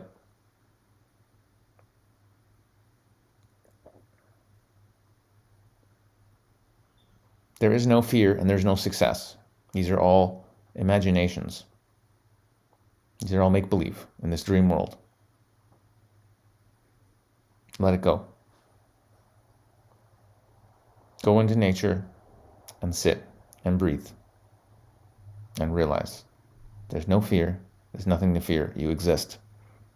There's no one to impress. Who are you going to impress? Why do you need to be successful? All the other people in the world are all you anyway, so who cares? It's just all the one self. It doesn't matter what people think. There's only you. It's all you forever experiencing all of it. It's just you. There's nothing else here. Stop it.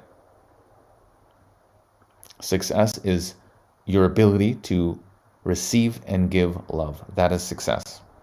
How much love do you feel in your heart? How much can you hug somebody and really love them, even though you just met them? How much can you be like, I love you because you exist. Give me a fucking hug. You're worthy of it. Come here. I love you. That is success. Can you love? Can you feel love? That is success. There's nothing else going on but that.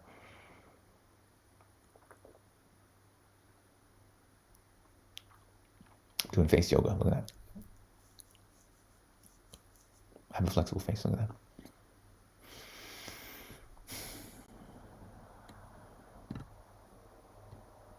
Often,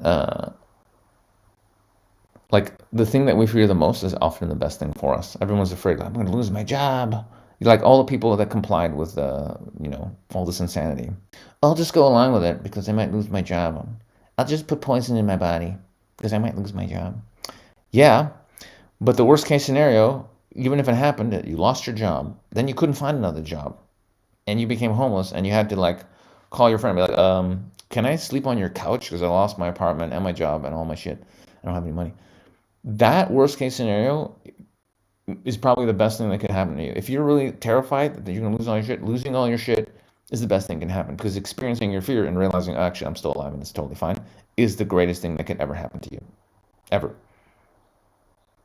This is why I was making 6 figures a year, in my 30s. Because men's biggest fear was like, oh, I'll come up to a woman and I want to meet her and she'll reject me. Yeah? And so I'd make men do uncomfortable social freedom exercises where they make fucking asses of themselves for hours of the day. And they were humiliated, and people would look at them funny and think they're fucking retards. And after a few hours of that, they went through the ego death. Everything they were terrified of happened. And then they're like, oh, wait, I'm still here. I'm still alive. Yeah, because your ego died, or part of it died, but you're still here. Gee, I guess it wasn't so bad. So go and live on your friend's couch. Pursue your dreams and your passions. Do everything that your soul wants you to do. Go for it 100%. Trust in the Creator. And even if it doesn't work out and it all goes to shit, good. That means that's what you needed. You needed to lose it all and sleep on your friend's fucking couch. Or even go sleep in a fucking park for a month. Good for you. Go sleep in a park for a month. It'll be good for you. You probably meet some really great people. Homeless people are some of the nicest people I've met. They're amazing. They're humble. They're in their hearts. I'd rather hang out with homeless people more than the fucking people in this matrix earning fucking $400K a year by doing God knows what evil shit, trading stocks or some other worthless crap. I'd rather hang out with the homeless. There's a reason Jesus hung out with homeless people and prostitutes. They're cooler than most people. So what are you afraid of? I'm not saying you got to go suck some dicks out there. I'm not saying that. I'm just saying your worst case scenario is, there is no worst case scenario, because all that's unfolding is exactly what your soul needs to unfold for your development. That's the only thing that's ever going. So you don't have to worry about there's no worst case scenario. The worst case scenario is your soul's going to evolve. That's the only scenario. That's what's hilarious. There's no worst case scenario. There's no best case scenario. There's just your soul is going to continue to evolve to higher and higher levels of self-realization forever and ever and ever, until you're your own sun, until you're a galaxy, until you're a whole fucking Milky Way. We just keep going up. God is growing and evolving. God is a spiritual baby learning and evolving. We're all spiritual babies growing and evolving. There's nothing to worry about, because your nature is constant evolution forever and ever and ever. There's nothing to fear. There's nothing to worry about. The only thing you can do is keep evolving to higher and higher levels of consciousness. By doing the healing work, by reading the books, by doing the practices, by letting go of anything that's not in alignment with your soul, the relationships, the careers, all the things, letting everything go that does not serve you, trusting the Creator, following your excitement, helping other beings because you're tapping into the ultimate the truth, even though you may have not experienced it yet, that we're all one consciousness, that we're all one, and whatever you're doing to anyone, you're doing to yourself, because you're the only consciousness here, is us, is the one. You're welcome. Did I answer your question? I don't even remember what the question was now. I'm afraid. My ego's afraid of failure. My ego's afraid of... Good. Let your ego die. Then there'll be no more fear. Let it die. It's okay. You're still going to be here. You're still going to be here. Your ego won't be here. But you, the truth of you, the eternal one, will always be here. There's no death for us. Life is life. Existence, it's like saying, how could existence not... Can you imagine? This is what you're saying. The fear of death is as ridiculous as going, what if existence didn't exist?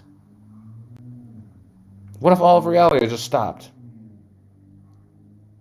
That's how crazy fear of death is, because you are existence. You think there's a separation between you because you're this little human and you're going to get old and die, and therefore everything's going to keep going, but you're not going to be here. No, there's no separation between you and all of existence. Existence just is. You're just in control of this part right now. But existence just is. You just are. Your consciousness is. You are not born when you came out of a body. No. Humans do not have the capability to create consciousness. Just because two people have sex on a sperm against an egg. No. Consciousness is. And consciousness chooses to experience being in a body. But we cannot create consciousness. Consciousness is. So, fear of death is absurd. It is just lack of self-knowledge. Isn't that right, Instagram? What's up, Contractor MMJ? What's going on? I don't want to... It's a little awkward for me seeing a lot of people coming into the room, not saying anything. The numbers aren't going up, so a lot of people are just tuning in like, fuck this guy, and leaving. I get it. You probably followed me because I made that funny video, and you're like, he's going to be being funny right now. Sometimes I'm being funny. Sometimes I'm just talking truth. Okay? It's all just me. So, sorry to disappoint all the people leaving Instagram. I'm not grumpy. Okay. Someone asked if I'm into Indian philosophy. Well, I like Osho. Does that count? Osho's my homeboy.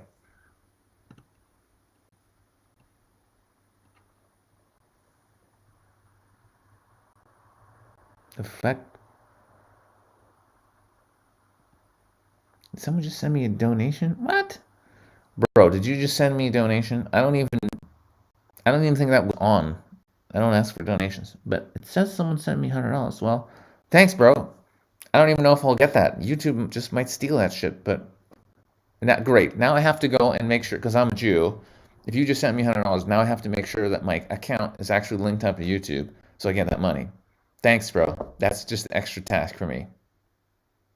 I'll take the money, though. Thank you. God bless you. Oh, I remember you, Sandor Clegane. I remember you from the old days, bro. How are you? Nice to see you. Nice to see you, sir. Yeah, follow me on. I'm active on Instagram. Go on Instagram, Alex the Comic, and join the I Project Love newsletter, and you'll see further things I'm doing. The things I'm doing in the future, they're gonna help you. Like this stream, it's gonna help you even more than day game. Believe me. Knowing your true nature and healing, and being able to love all the people in your life, a little bit more important than just picking up chicks. But picking up chicks is nice too. Okay. So where have I been? I've been here. Some dude just sent me $100 on YouTube. I don't even... I'm like one of the few people who are like, I don't care. I do it for God. I don't even hustle for like, send me some money. Like, I think like twice. I'm like, sure, send me a donation. I think I have crypto set up somewhere where people can find or something. And the dude sends me $100. I'm just shocked. Thank you. I love you. I loved you anyway. You didn't have to send me money, but thank you. It is expensive I'll be honest. LA is like you go out for like a smoothie that's like $20. I'm like, I had a chocolate smoothie plus tip, you know what I'm saying? And the thing is like, oh, that's $19.50 and I had a smoothie. Fuck. So yes, that's, I'm going to get me some smoothies. So thank you. But I don't like YouTube taking a piece. So, in future, I'll tell people like, send me crypto, don't fucking use YouTube. Jesus Christ. But anyway, Okay, where have I been? I've been spreading love and finding myself. That's where I've been. Falcon, good question. I've been around. I'm everywhere because I'm all beings. Woo! Success brings criticism. Yes, that's true. Success brings criticism. But again, if you're rooted in yourself, in your true self, because you're not coming from ego and you're not trying to be successful so people love you or so you'll have millions of dollars so finally people will accept you. If you're really rooted in yourself, it will be very natural. Success will be very natural. You'll just be in your gift, doing what you do, whatever that is, quite naturally. And if a lot of people are like, hey, this person is good, that's the world saying you're successful. Again, that's all these other egos who are asleep in the matrix making a judgment on you. Other egos asleep in the matrix, their opinions about you don't matter.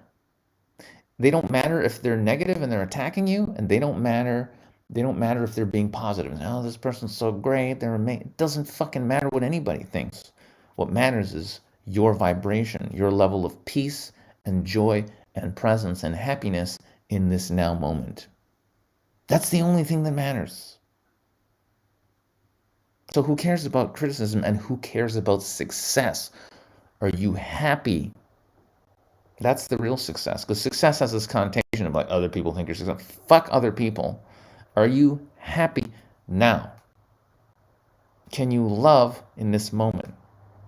Are you able to express the joy and love that is in the peace that's in your heart with others around you? That's the only thing that matters. That is success. Have you done the personal work to be able to be here in this present moment, living your gift, sharing the love of life over a smoothie or a cup of tea or a biscuit or a game of chess or whatever with others? Can you truly be here now in this moment? That is the only success that's real.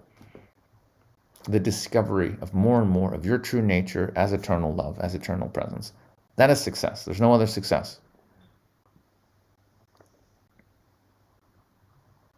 So even your question, success brings criticism. You shouldn't be seeking success. Not in this world. Not in the way it's put around. Success is a trap. It's an ego trap. Because as soon as you're trying to do something in this world to make other confused fucking egos that are traumatized and have no connection to source and they have no idea what they're doing, you're trying to get people who are fucking lost to tell you how great you are. If a bunch of people who are lost and confused are telling you how great you are, you're fucked. You know, you see what I'm saying? You don't need that success. When you're truly successful, nothing needs to be said. When you're really successful and you're rooted in your truth and in your nature and you're happy, you can just sit there and be and drink your cup of tea and peace, and all is good.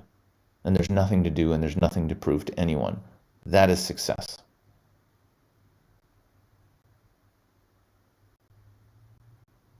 If you cannot sit in peace and drink a cup of tea without thoughts of what you need to do or accomplish or achieve in this world, and you can simply just be here, that is success. That is the only success you should be concerned about in this life. To just be. Can you just be?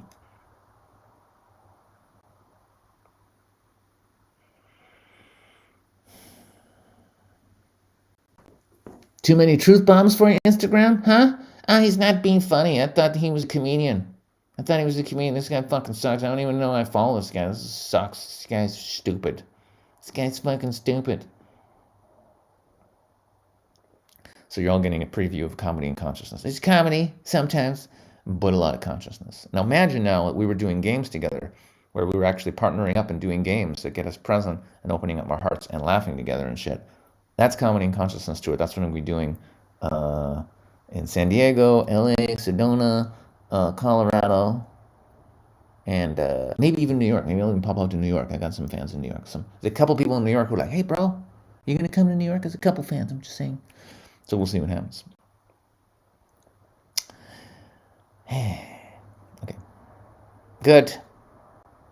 That was a good rant. That was a good rant on success. That was good. Does anyone want to volunteer to go and take notes on all the best parts, or to find the best couple of parts? Then we could edit them out. We could put them up as clips. People would love it. And I'm too lazy to do all that shit. Come to Hawaii. Yo, I would love to come to Hawaii. Hawaii would be dope. I've never been to Hawaii. So look, here's I'm gonna be real here with you guys, because you guys, we're like an hour and 40 minutes in. If you're in a city in America and you have your shit together and you can actually mobilize like a bunch of people, like if you can get like a bunch of people, like 40, 50 people in your community, they're all like, yeah, well, whatever, throw in a couple of bucks and get a venue together, and you call me, like, we have a venue or you can do an event and we got like 50 people and we're all going to pay money to cover the shit and fly your ass over here. I'll come to your city and do a fucking comedy and consciousness show. I'm in America already. I'm already here. You know what I'm saying? But you guys have to like hustle. You know what I'm saying? I fired my old team. I don't have a big team. I used to have a team of people doing shit, editing, making Photoshop shit, and putting out videos. And I gave that whole business away. I don't have it. I don't have it anymore. I'm just a dude with a laptop and a phone who's pretty funny and has some spiritual insights. Okay, I don't have a big team. Okay, so if you want me to come to your city, you gotta hustle. You can DM me and shit, but like get a venue, tell your friends that this guy's in America, we gotta get, and try and get myself out to your city. You gotta hustle though. I ain't doing all this shit. I can't do it. You know what I'm saying? You gotta work with me here. So when it comes to Hawaii, if you have a place for me to crash, a venue I can do an event, and at least a bunch of people who are like, yeah, this guy should come. I would love to come to Hawaii. That would be fucking amazing. I could be in Hawaii right. I'll come to Hawaii right fucking now. Where's my ticket? Where's my ticket to Hawaii? Make it happen. Okay? Anyone can DM me on Instagram. I'm very friendly. Okay? Okay, good. That's it. P.S. If you really resonate with what I'm doing and you have skills and you'd like to volunteer, I'm open to help. We like Photoshop, editing, organization, all kinds of things. I'm open because now I want to do a tour. I want to do a comedy and consciousness tour all over the place, and you know, it takes work and shit. I can't do everything. I'm busy already just spreading love and shit. I don't have time to do all that other shit. All right. I'm having fun. I'm on a roll. I'm on a roll. I don't care if some of you guys are judging me. He's supposed to be fun. We're only following because he's supposed to be funny. He's just talking about love and consciousness and shit. This is stupid. Yeah, it's fine. It's fine, Instagram. It's fine. You can judge me. It's fine. I still love you. I still love you guys. I still love you guys. You can leave the room. You just tuned in right now and you're going to leave in 5 seconds, but that's fine. I still love you. Wetsuits and Monty says she's good at organization. Okay, we'll talk. No, Nate Mosk. I'm not in San Diego. I'm coming to San Diego like Sunday or Monday, like literally in 48 hours. I have a venue lined up to do a comedy and consciousness event in San Diego on Monday the 13th. So I will post that in my comedy Telegram group. Follow my link tree from Instagram, and the top group is like USA Comedy Tour. Join that group. I'm gonna put the poster in there, and I'm doing an event in San Diego. And I got at least 3 followers that I know about in San Diego. No, 4. I got at least 4 friends. Could be 5. It might be 5 people. So there's going to be at least 5 people in San Diego when I do the event. I can't promise any more than that. But even if there's 6 of us, we'll still have a good time. I'm still going to be me. If there's 6 people or 600, I'm still me. So it's all good. This is great. This is a fun comment. That's it. Why is he talking like this? First time on his lives. I don't understand if he's in character or not. Talking like what? It depends what you're talking about. Are we talking about the spiritual talk about love and oneness and all the things? That's because the person that you know as Sasha went through a series of ego deaths and spiritual realizations where all the aspects of like being a person and being afraid of death and all that died, and then the self, the true nature of us as infinite love and existence was revealed. So now I speak a lot more from that place because that's the nature of reality. That, or when I do my little funny comedy voice where I'm like, oh, you think you're so funny? Because that's just me being a dick and just doing a sarcastic comedy voice. So which one? With the, hey, you guys are fucking, that guy's a character just being a douchebag. But the other, what I'm speaking is just the truth of existence, which not too many have realized yet, but more and more people are. So you let me know. I'm not sure what your comment was. Good.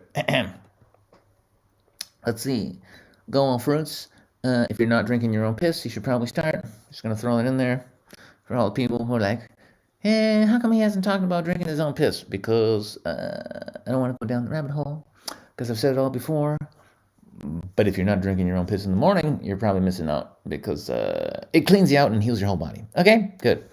So just saying, not the first few seconds and not the last, but just the midstream, especially if you eat fruit and you eat clean, chug it. That's good for you. Da-da-da. Oh, that's good. That's good. I like this comment. What's that? What's that, bro? This guy says, Sue says, I'm 53, recently divorced, living at my parents' now, have kids, and since I woke up 2 years ago, I don't give a shit anymore.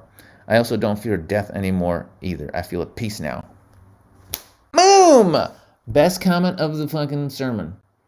The Saturday. This is weird doing. I've been doing Sunday sermons since like 2015. This is weird doing. I don't think I've ever done one on a Saturday before. These are usually on Sundays, everyone. Hello, new people. You missed some epic shit. You're going to have to watch the replay because I said some amazing. I don't take credit. It was a source working for me. But anyway, source said some good shit today about loving and feeling and manifesting shit. Woo! It was good. So that is the best comment ever. That's great. Like, you got to realize, like, where someone's at to actually be like, I'm 53, I have kids, I live with my parents, I don't give a fuck what people think, and I'm at peace. That's the dopest comment of the stream. Like, fuck yeah, bro. I fucking love you. I don't know where you're at, but come to one of my fucking comedy and conscience events. I will give you a hug. I will give you a love shirt. Okay? You're fucking awesome. Fucking great. God bless this guy. Fucking love. Where are you from? I'm gonna watch. Sue, where are you from, bro? I want to know. You're coming to my show. You're coming to my gig. I get you in. I get you in a VIP list, bro. You don't have to pay. You don't have to pay no $15, okay? You're on a VIP list. Part-time friend. Oh, I remember you. You were listening to the sermons in old days too. I'm glad you're on your way to becoming a Reiki master. Listen, if you're doing it with right intention because you want to heal your brothers and sisters out there, it's great. Ain't nothing wrong with that. It's beautiful. Hello, new people on Instagram. Hi, hi, hi. You're probably not ready for the amount of truth and love and spiritual bombs that are being dropped here. And so I forgive you and I love you even though you're about to leave the room. I love you. God bless you. Okay, good. Back to the comments on YouTube.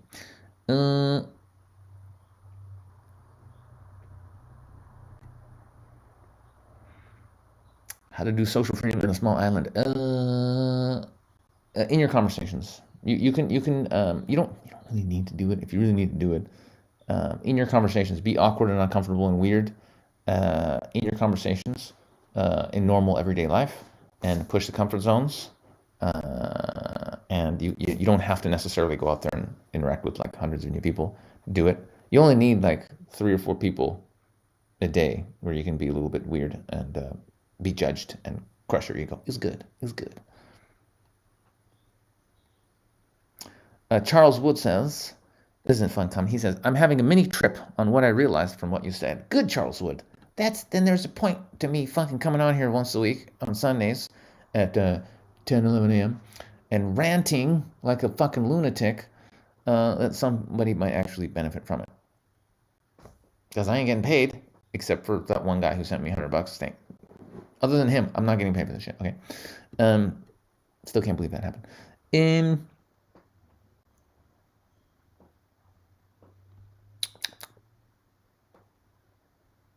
Who said this? Hang on.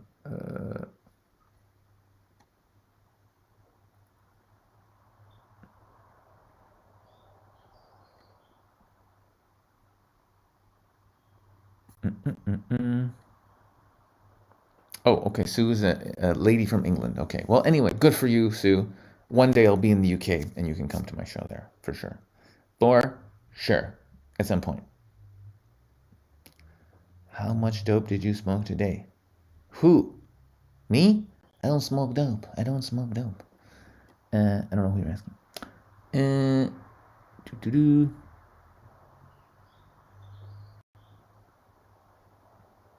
Oh, wow, that's good. That's a really juicy question over here. So somebody asked, oh, I like it when you guys get spiritual. Somebody asked, how was your true nature revealed to you? Which time? because yeah, the first time is really the shocker. Um, do you guys want a story? I mean, it's a whole story. It's like a 7 minute. It's like a 5 minute story. The first time I realized that I was an eternal spiritual being having a human experience. I could tell the story if you guys want, but it's like 5 minutes. It's a 5 minute commitment, but it's a good story. It's a good story. You guys want to hear it? Instagram, do you want to hear a miraculous Kundalini awakening where you fucking realize that there's no such thing as death and we're all one and you're just here to help everybody and you're forever? Then do you want to hear that one? Because it's an old story. I don't, you know, it's not new for me, but if you guys want to hear it, I can tell you the story. But you gotta work with me, Instagram. You're very quiet over there. I realize I've been going through the questions with the YouTube people over here, but you guys are still there. You're here with us. We're here with you. You know what I'm saying? What about you? What about you guys? Should I answer this one? Okay. Yes, please tell us. We want the story. Junkie. Conrad says, eyeball wine bottles and Lucky Charms. Okay, I think that means yes. Okay. Oh, Molotov said he had a ego death. Good, Molotov. Good. That's what we're all doing here. Okay, okay. Okay, new people. I'm gonna wave at pretty random people for no reason. Okay. Let's do it. Okay, so, okay. This is a story because it's like old and the full story. It takes a while, and it's like it's not the great. It was really crazy at the time, and I don't usually tell this one, but I'll tell it. Okay, I'll take a sip of water. Mm.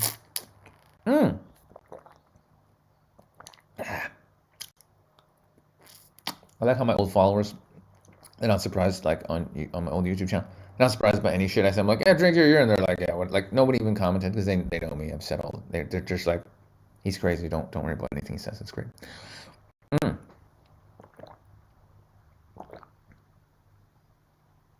Mm. That was good. Okay. So, good people. Here's what happened. So it was 2009. I was in Toronto, and I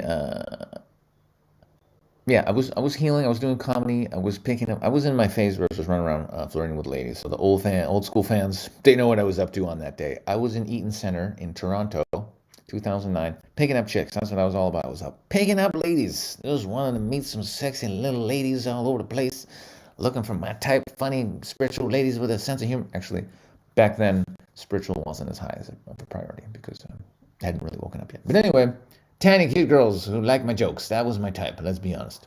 Let's just keep it real, folks. And so I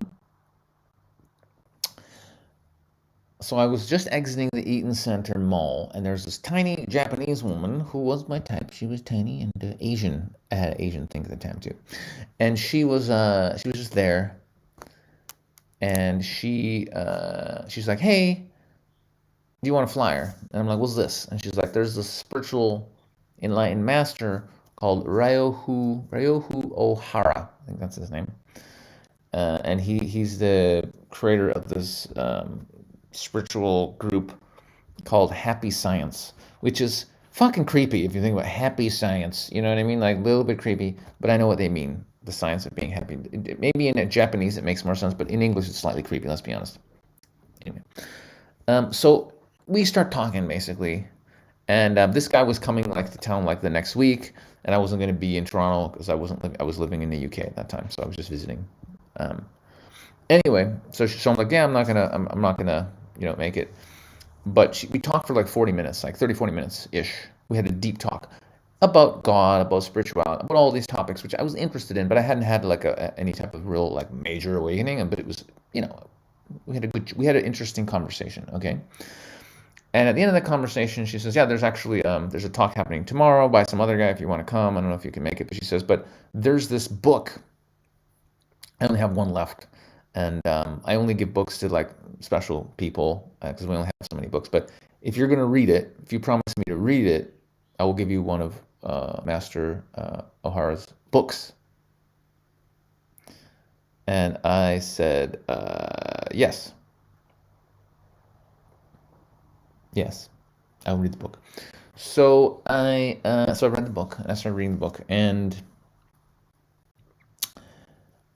not too long, and shit started going down when I was reading the book. Like I was reading this book and just reading certain parts where it was just hitting me. Like he's writing about like truth, like truth is like the sun, and it's just there. And it doesn't matter what, it's just there, and it's constantly shining. You just have to look up, and it's there. And he just shit was fucking hitting me. I was just like, whoa! I was getting rocked by this fucking book. And the book was like talking about. And people always ask, do I remember the name of the book? I don't. But the book was talking about the different levels of dimensions of existence for consciousness. So basically, like beings on like this level of like people who are good on like the third level of dimension, and then like people on the fourth dimension are really helping a lot of people. And if you're on the sixth dimension, like you've dedicated your life to the liberation of all beings, and like Jesus is like on the ninth dimension. It was talking about all this kind of shit, but it was really resonant. It was really hitting me. I was just like, wow, this is fucking cool. Like I knew it was true. I was reading this, and I was just like, some part of me was like, this is legit. So what happened was I was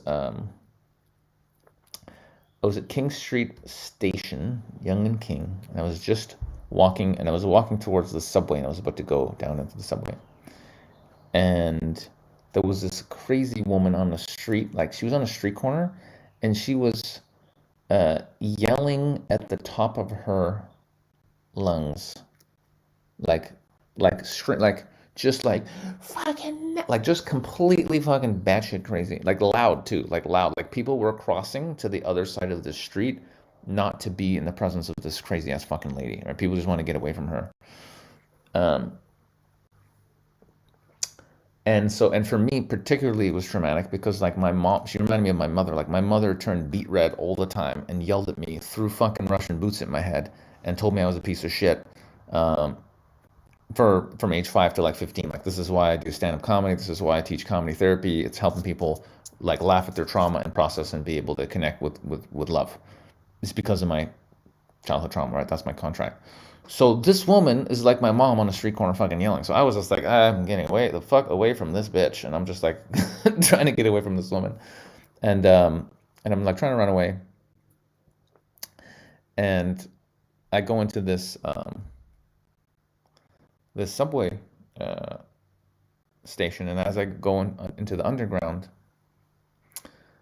to get away from her, this little thought in my head was like, yeah, you gotta go talk to her. And I was like, why the fuck would I go and talk to this woman? But I listened to the voice, and I go and I go over to talk to this woman,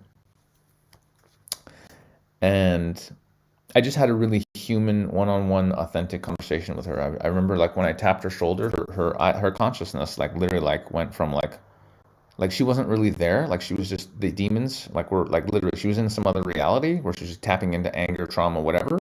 And when I tapped her shoulder, her eyeballs rolled from like back here, like in, like they went and looked at me, and I was like, whoa. And she's like yes. And I was like, hey, you're screaming like a lot. Why are you screaming?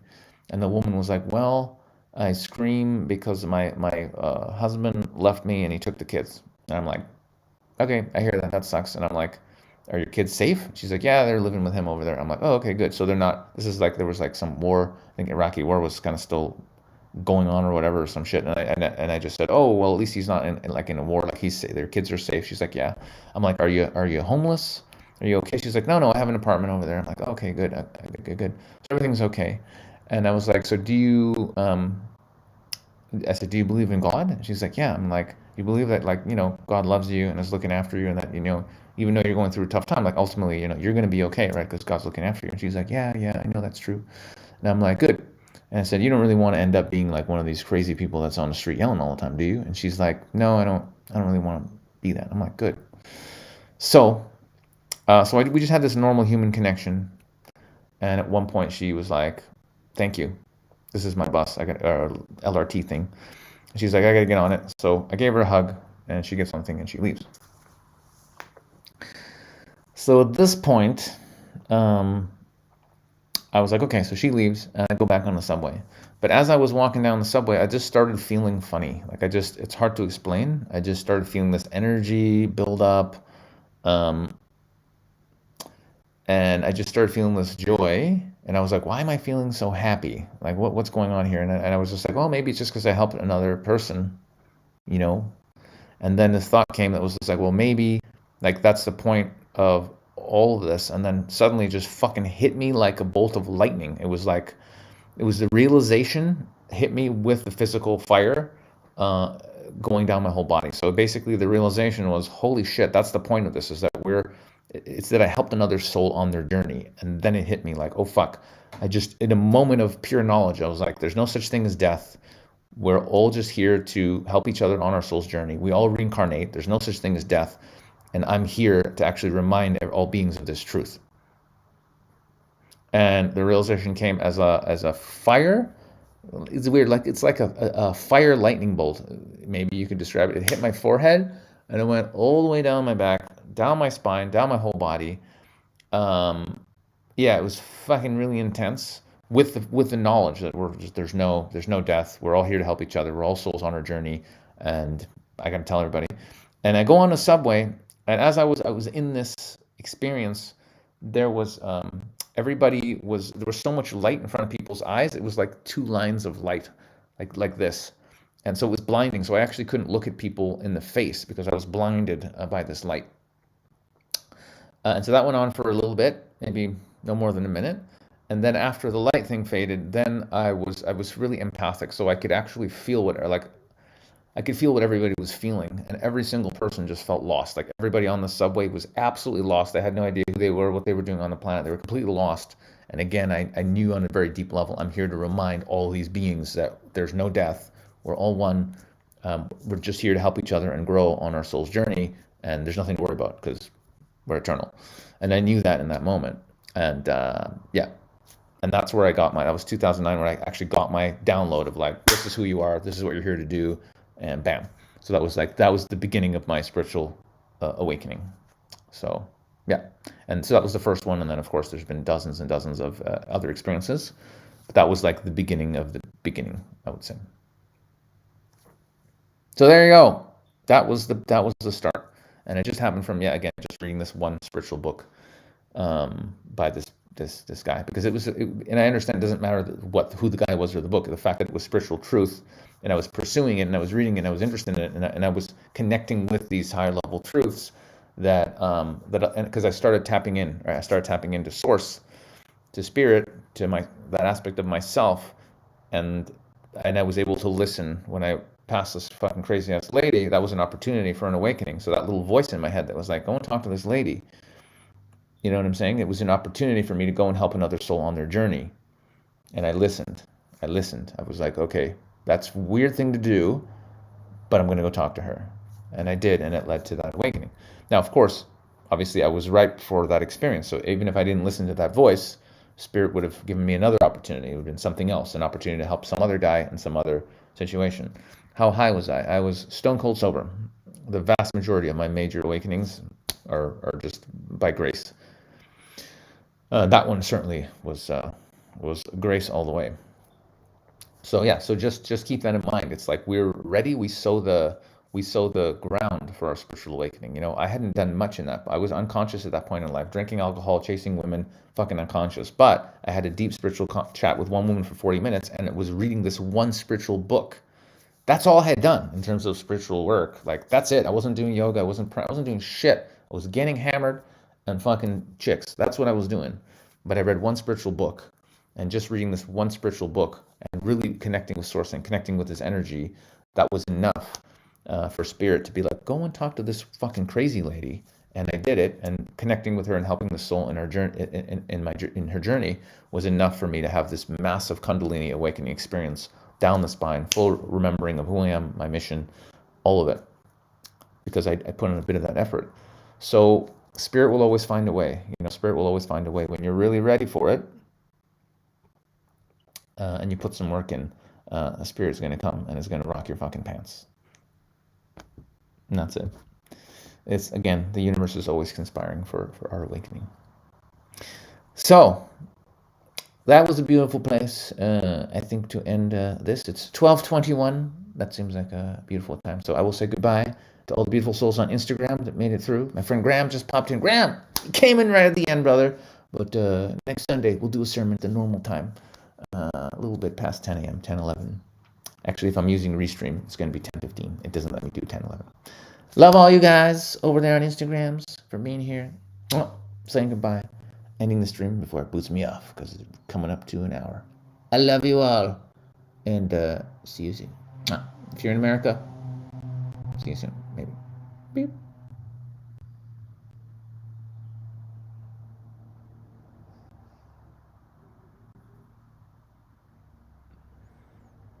Okay. And I'm getting some weird error message from Instagram. It's freaking out on me, so I don't know if that was saved over there. That's out of my power. Yeah, I think Instagram just crapped out on me. Oh well. I said goodbye. It was an experience. Fuck it. Love you guys. Thanks for being here. All the beautiful souls.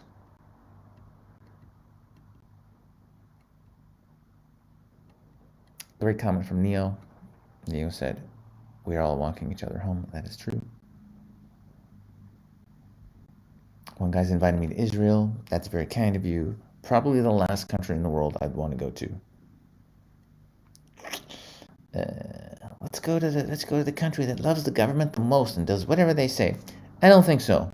Yeah, that's not really my jam. Still love you, but I don't want to go there.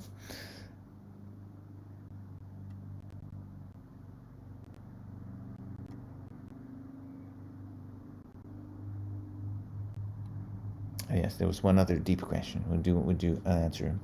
I've officially said goodbye to Instagram. That literally imploded. That was really funny to watch. Like, I'm trying to end it, and Instagram was like, bah! And I think it literally just kicked me off. I must have said something really bad because it literally just like kicked me off the live completely, and it's hilarious. Yeah, there was a good comment here. It was Sasha. Do you think humanity is protected by other beings in the universe, or are we ourselves? And do you think humanity has a good future in our lifetime? Humanity's got a fucking epic future, bro. Are you kidding? You're gonna rock it. So you want the 3D, you want the 4D kind of truth, or do you want the 5D ultimate truth for real, from my highest understanding? Are you ready for it? Because I'm probably gonna give you that one. I don't actually care which one you want. I'm gonna give you the real one. The real one is yes, we're protected by other beings, but even that's not the full truth. But okay, we'll do that one first. Are there aliens who are benevolent and good, and they make sure that we don't nuke each other, and that we don't do something completely fucking retarded that kills everyone? Yes, there are spaceships and aliens that are doing that. There's enlightened masters, high-level beings that are fully enlightened and can have mystical, magical powers that can control the timeline and make sure that we don't do anything retarded. Are we being protected by those beings? Yes, 100%, or we would have killed ourselves by now. For sure, we would all be dead. For sure, 100%, those beings are doing that. But, and by the way, there's historical instances that are like fully validated of beings showing up and doing fucking miracles and making sure really bad things don't happen. Many examples. Many. You just have to be awake and, not believe what's on the news. But there are beings that are interfering to make sure really bad things don't happen. Yes. But here's the thing, right? Here's the thing. Those beings are not other beings. There is no other. There's only the one eternal self, forever experiencing itself. Other beings are you. Other enlightened masters are you. Aliens in alien ships are you. Everyone, all sentient life everywhere in all of existence is you. So who's protecting us? It's yourself. You are protecting yourself. You are helping yourself. You are loving yourself. You are aiding yourself in your own liberation, in your own awakening. It's all you. It's all you all the time. You're watching all you TV. What are you watching right now? A reflection of you teaching you some stuff that aspect of you may not have realized quite yet, but it's all you. There's no special yous. There's no different yous. It's just all you. It's all me. It's all one. It's all one consciousness forever and ever and ever and ever.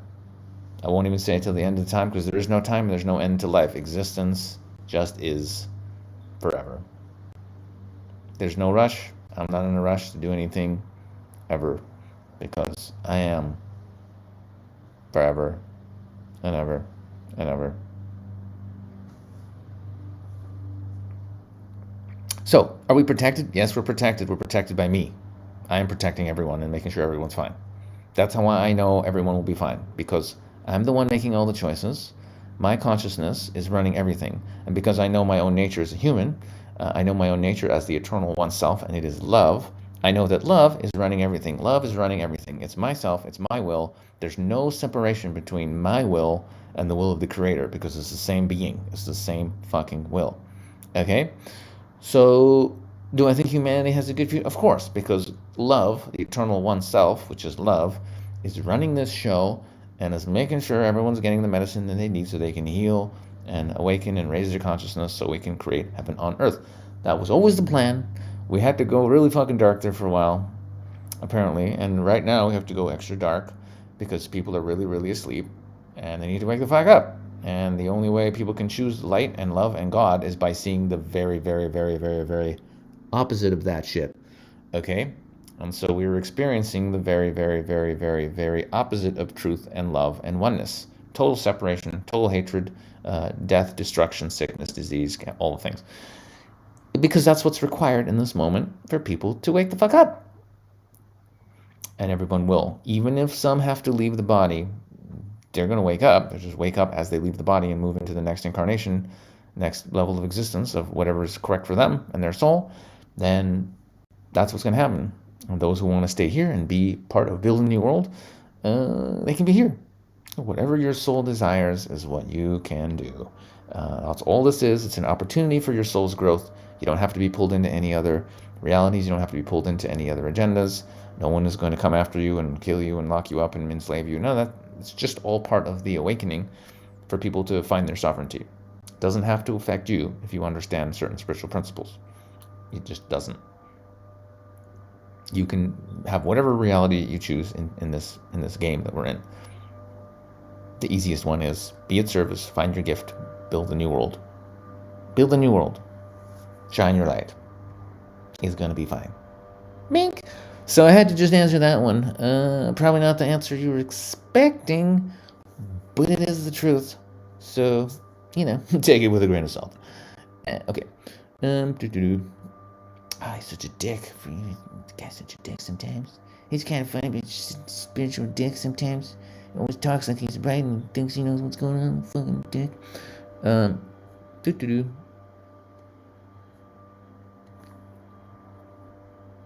Oh no, I've got an unsubscribe. Oh no. Guys, can we all have a moment of silence, please? One of my 100,000 subscribers on my old YouTube channel, which I don't even use, is going to unsubscribe. Can we all just take a moment, please, and just a moment of silence for the loss of one out of 100,000 of my old followers from my old channel? They're leaving. Let's just take a moment, guys. Just for a second here.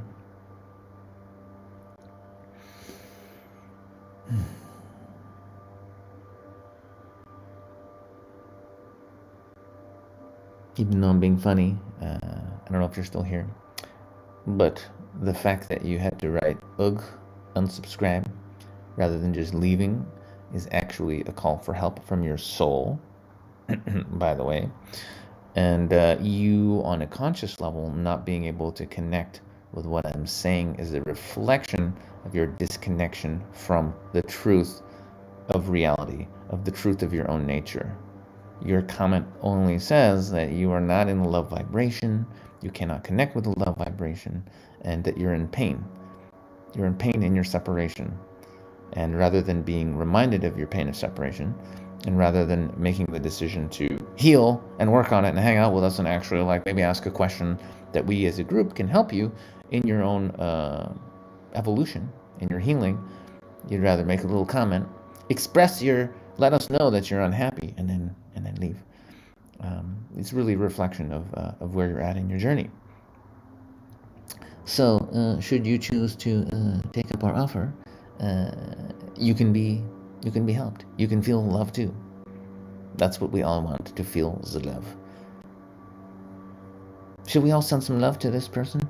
This Van List? Send him some love. This person needs our love. I'm sending you blessings. Even if you're not in the room, I'm sending you soul blessings.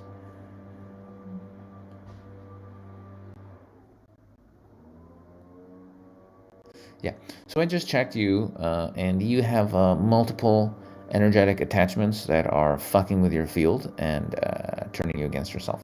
So, yeah, you might want to look at that. I can ask Spirit to remove them, but I suspect your permission will be required, otherwise it won't work. But I'll do it anyway, hoping you're still online and that you agree to be cleansed of these attachments. So, one moment.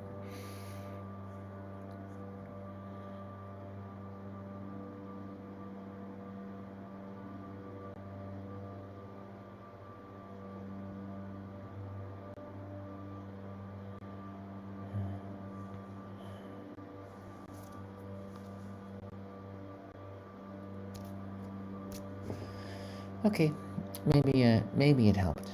I will pray that it did. Okay, well listen, let's be honest. This shit show has gone on long enough. I had a good time. I'm glad some of you were here. Some of you actually were here from the beginning. Thanks for being here.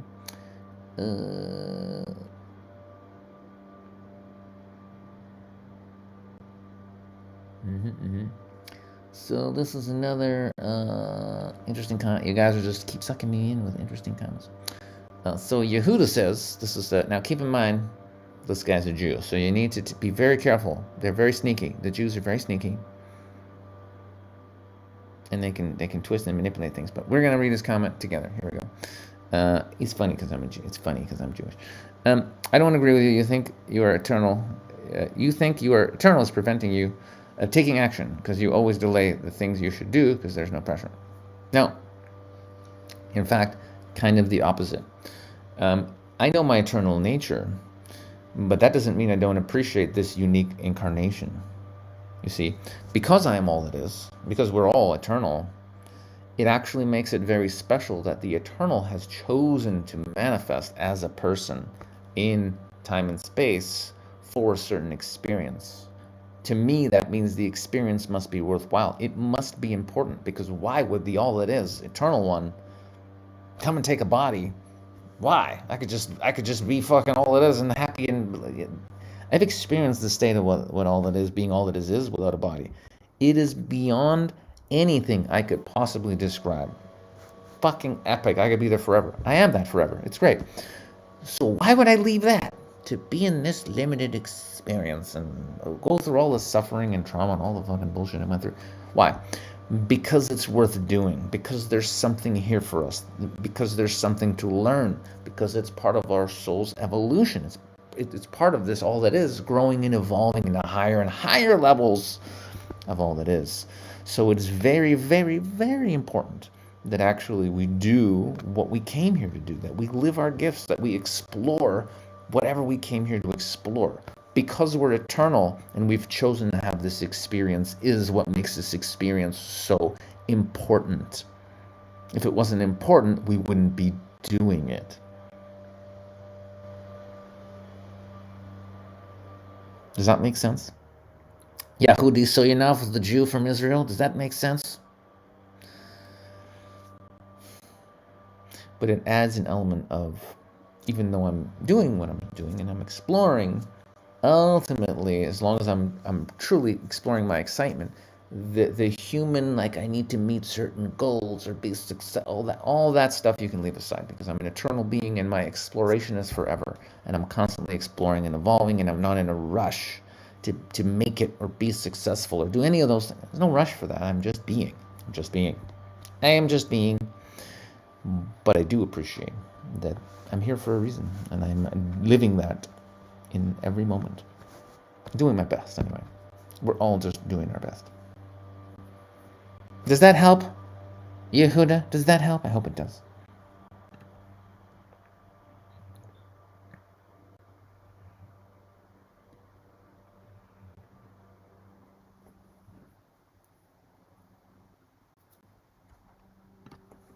Yes, is a good comment. Rinin is true. It's true. When we remove our, yeah, it's more than just the economy, right? It's the entire satanic system. That's actually what's coming to an end. And all we need to do really for it to end, even more important than the economic level of it, I got something in my eye, is by recognizing our true nature as love. Love would never support that system anyway. So self-realization is really the answer. When people realize their true nature, you would never support any organization or any beings that would create disease, war, havoc, separation. You would just be like, no, no, no, I'm love. I'm not going to support that. So it's actually lack of self-knowledge that is the main issue here. But yes, when you realize your true self, a lot less consumerism, because like you're happy because you exist. That doesn't mean you won't eat a sandwich or buy some clothes or whatever. You still need a place to sleep, but very different energy. Very different energy. You know what I'm saying? You know what I'm saying? Oh yeah. Okay. Okay. So, is that a new comment? So this van list. So this being that just said a few minutes ago, this is all bullshit. I'm leaving. I'm unsubscribing. Well, yeah. Well, why? Why are you in the room? If you've unsubscribed, you don't want to hear my message. Why are you in the room, bro? Why are you in the room? Because your soul is like, oh my God, please listen to this being that can actually help you heal and drop the ego bullshit and remember your true nature. But hey, I'm a spiritual conspiracy theorist, so that's my theory. I'm praying for you. I can't really tell. I think you're a dude. I'm praying for you, brother. God bless you. I really hope that you make it. I want you to know that whatever anger you're feeling is not really your anger. It's just you've been traumatized. You've been hurt by the system, by the matrix, because it's designed to separate us and it's designed to harm us. It's designed to make us not function and not connect with spirit. And we are spiritual beings, and it is our nature actually to be in that love, to be in that oneness with creation. But when we're truly disconnected from our hearts, and we're traumatized, and we're stuck in our minds, and we're stuck in these beliefs that have been implanted on us by the matrix, by the TV, by the movies, by society, all of it, very difficult to connect to your true nature as love. But hey, when you're ready, I'll still be here. Plenty of amazing books out there. I suggest you read maybe Conversations with God by Neil Donald Walsh. That's a good one. Anything by Eckhart Tolle is good. Power versus Force by David Hawkins. That's a good one. Whatever resonates, you know. But happiness is your birthright, my friend, and you can get there. We believe in you. Let's send this brother some love. He needs some love. He needs some love. Gonna love on him. So, yeah.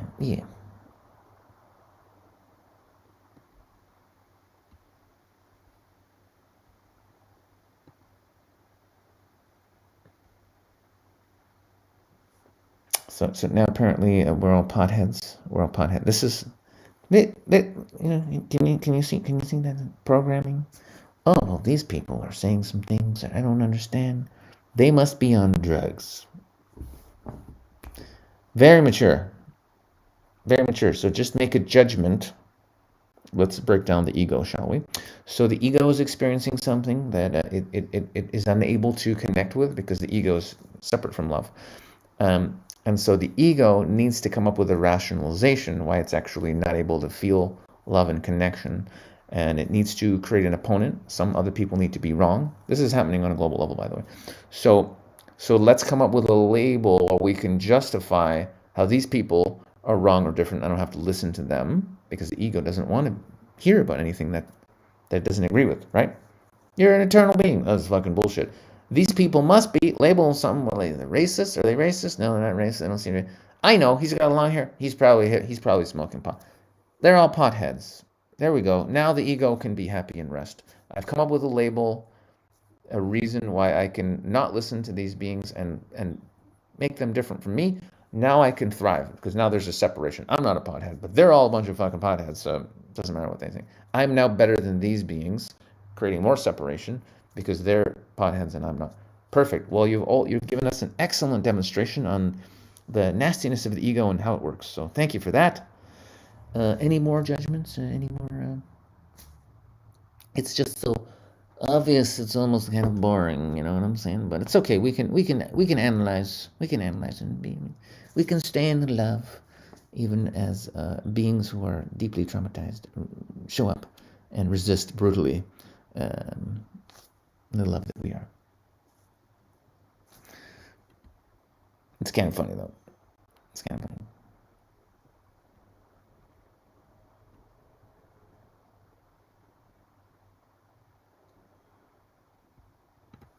Glad you enjoyed the answer. That's good. So our heckler, he says, so you checked me. Did you use your special powers? Actually, friend, tapping into spirit and getting information about other aspects of myself, including you, is not a special power. It's actually very normal. Very, very normal. And yes, you were riddled with quite some stuff. But I have a feeling you might be feeling a little bit lighter because I have put a request in, and apparently you being here in this space was enough of a permission slip for your higher self to agree for these things to be removed. And so they were. And you may not be conscious enough of your energy and your thoughts to feel the difference, but actually you have less demons and entities now than you did 10 minutes ago. Fun fact for you. Of course, he's gonna now. He's just gonna say how we must be on crack cocaine too because of all our talk, our crazy talk.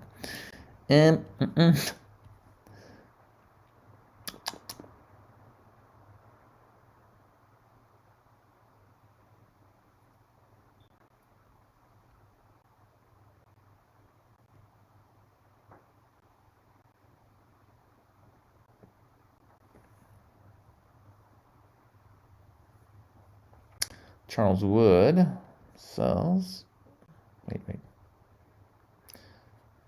Charles Wood says, did I get that right? When outside of body, we are infinite. Love, but progression here is getting that infinite love to the next infinite love. In all of existence, love is evolving to higher and higher levels of itself and getting to know itself. And whatever level you are at in your development, you're always helping the beings that are like one level not as developed, and you're helping those beings realize their true nature, and then those beings are helping the ones below them. So the yellow belt is helping the white belt get his yellow belt. The orange belt is helping the yellow belt get his orange belt, and it just keeps going. And that's all of existence is just stacked like that. So yes, when you're here in the human form, you're on your own unique journey of healing and realizing your true nature. And the more you realize it and the more you heal, the more you step into your gift, the more you can help others realize themselves, and so on and so forth. Ad infinite. Forever and ever it goes on. Forever and ever. I was trying to end this 20 minutes ago, but I'm literally like, okay, I'm just going to check one more comment, then I'm ending it. And then the comments are good.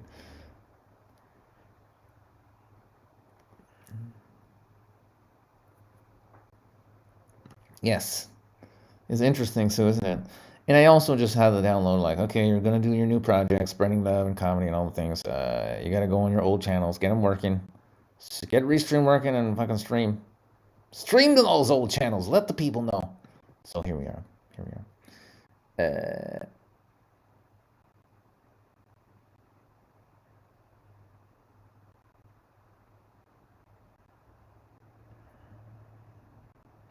Okay, here we go. See, here we go. Here's the next comment now. So now we're pot-smoking junkies talking about economics.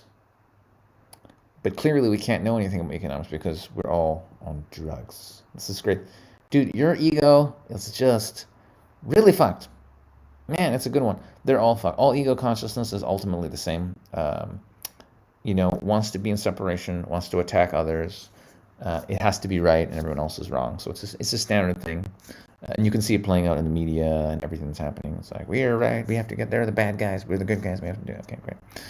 Yeah.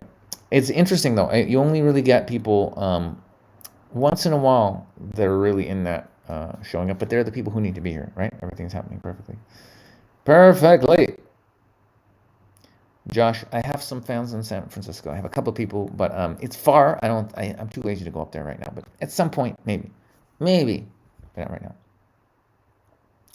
Ba-da-da.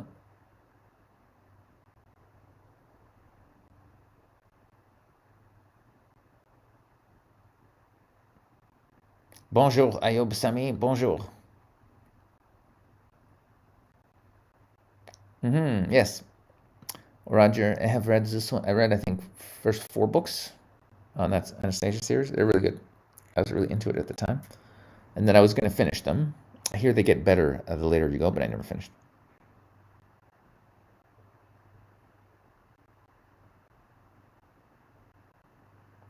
Yes, but trolls need love too, though. Trolls need love. Yeah. But imagine how bored. I disagree with everything you people are saying, and you're all on drugs. Why are you in the room? Why are you in the room? It's a good question. Because the soul actually knows. The soul knows that actually there's love and truth here, and it's a window for them to awaken and to heal. Though the ego is freaking out like, this is all fucking retarded. Why are you still here? And so there must be a reason. And the reason is your soul wants help, and that's awakening journey.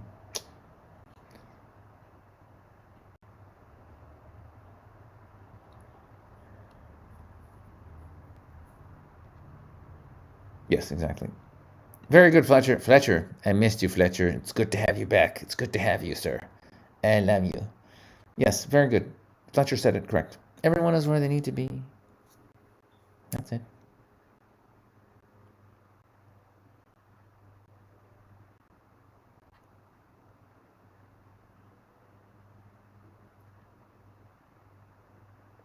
Oh, that's 2 votes for San Francisco. Okay. Well, we'll see.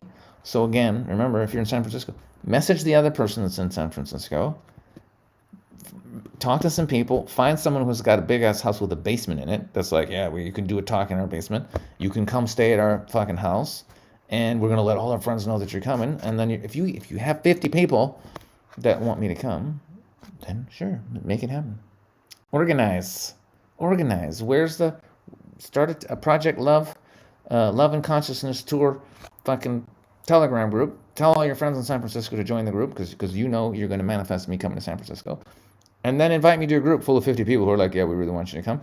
Well, that changes things, doesn't it? But right now, here I am on the internet.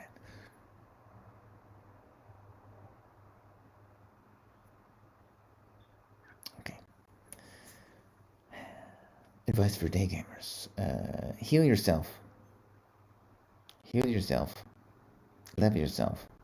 Live your passion and purpose. You won't even have to go out there and approach women.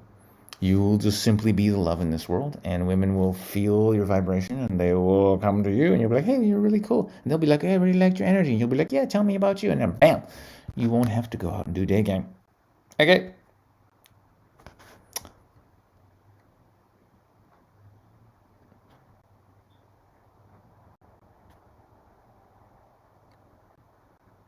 Sure, Fletcher. Yeah, drop me a line. Nacho.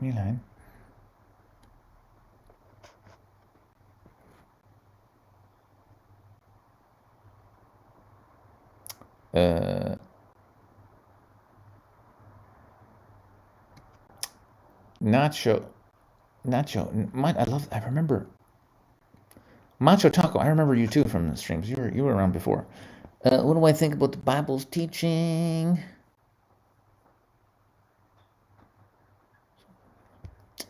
Well, I've said this so many times. So the Bible's been heavily corrupted by the forces of darkness. Okay, let me sum it to you this way. I can sum this up in like a sentence. Any teaching, any spiritual teaching that is not rooted in love is not the truth. Okay, so that answers that question. And there you go. Yeah. Yeshua's real teachings are love and oneness. His real teachings are not in the Bible. they couldn't be allowed in the Bible, because if people realized the depth of his real teachings, there would be no religion.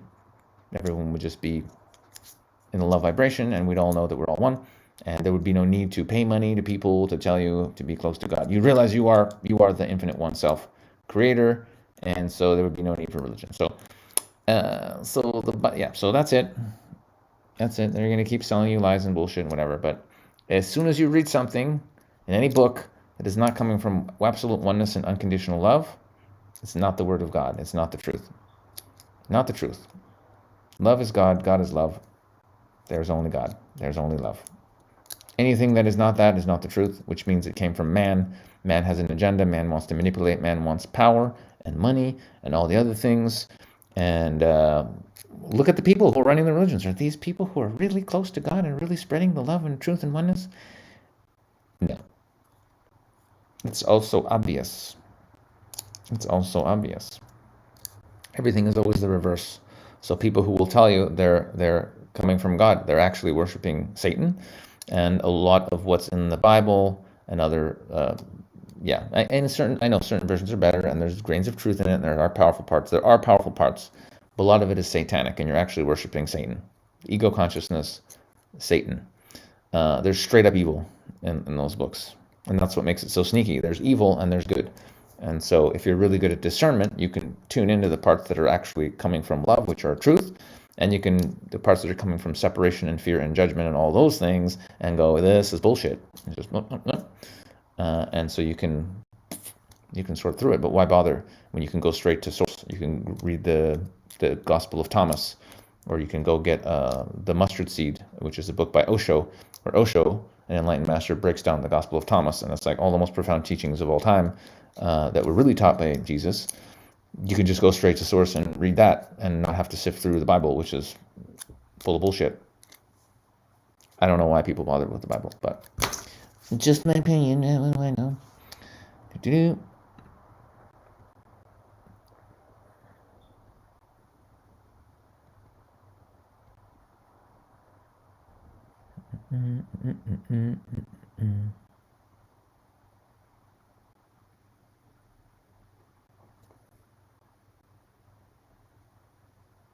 Hey, that's funny.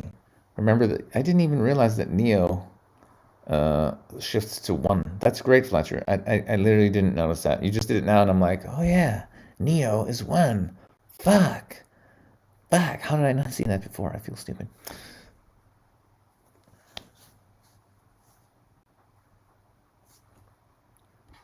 Okay, guys, listen.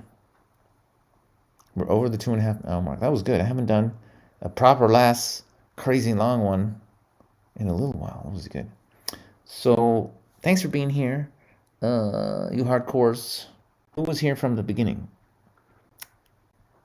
Give me a hell yeah if you were actually here you've been here for 2 hours and 38 minutes. Who's been here the whole time?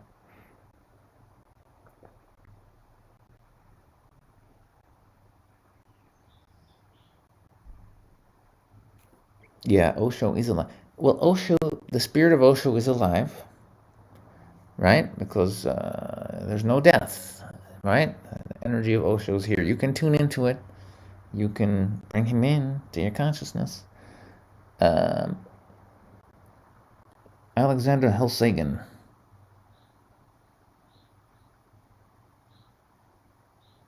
Over Teams or something. I don't know.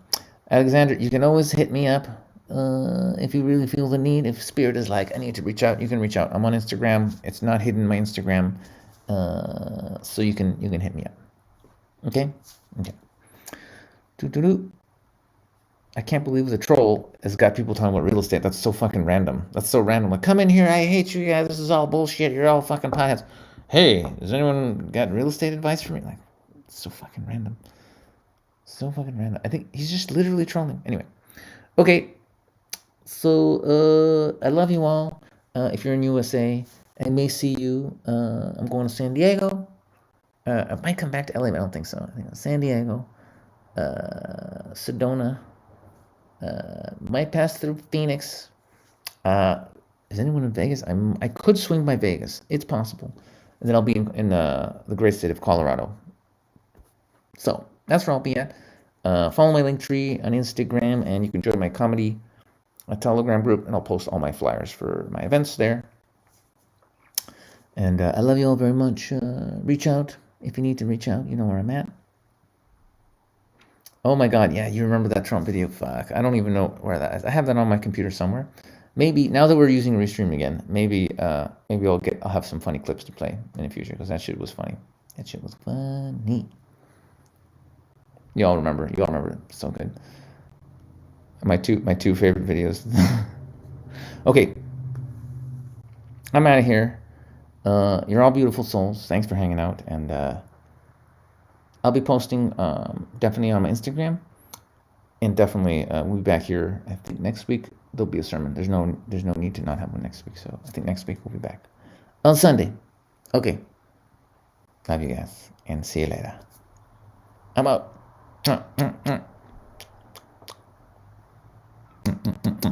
Go and hug somebody. Will you hug at least one random person today? Like seriously, just look at someone on the street and be like, hey, you know what? I'm not high right now, but I love you. I want to give you a hug. I want to give you a stone cold sober hug, just because. What do you think? And just be like, and then just give somebody a hug. Okay, it'll be good for you. Okay. Love you guys. See you next time.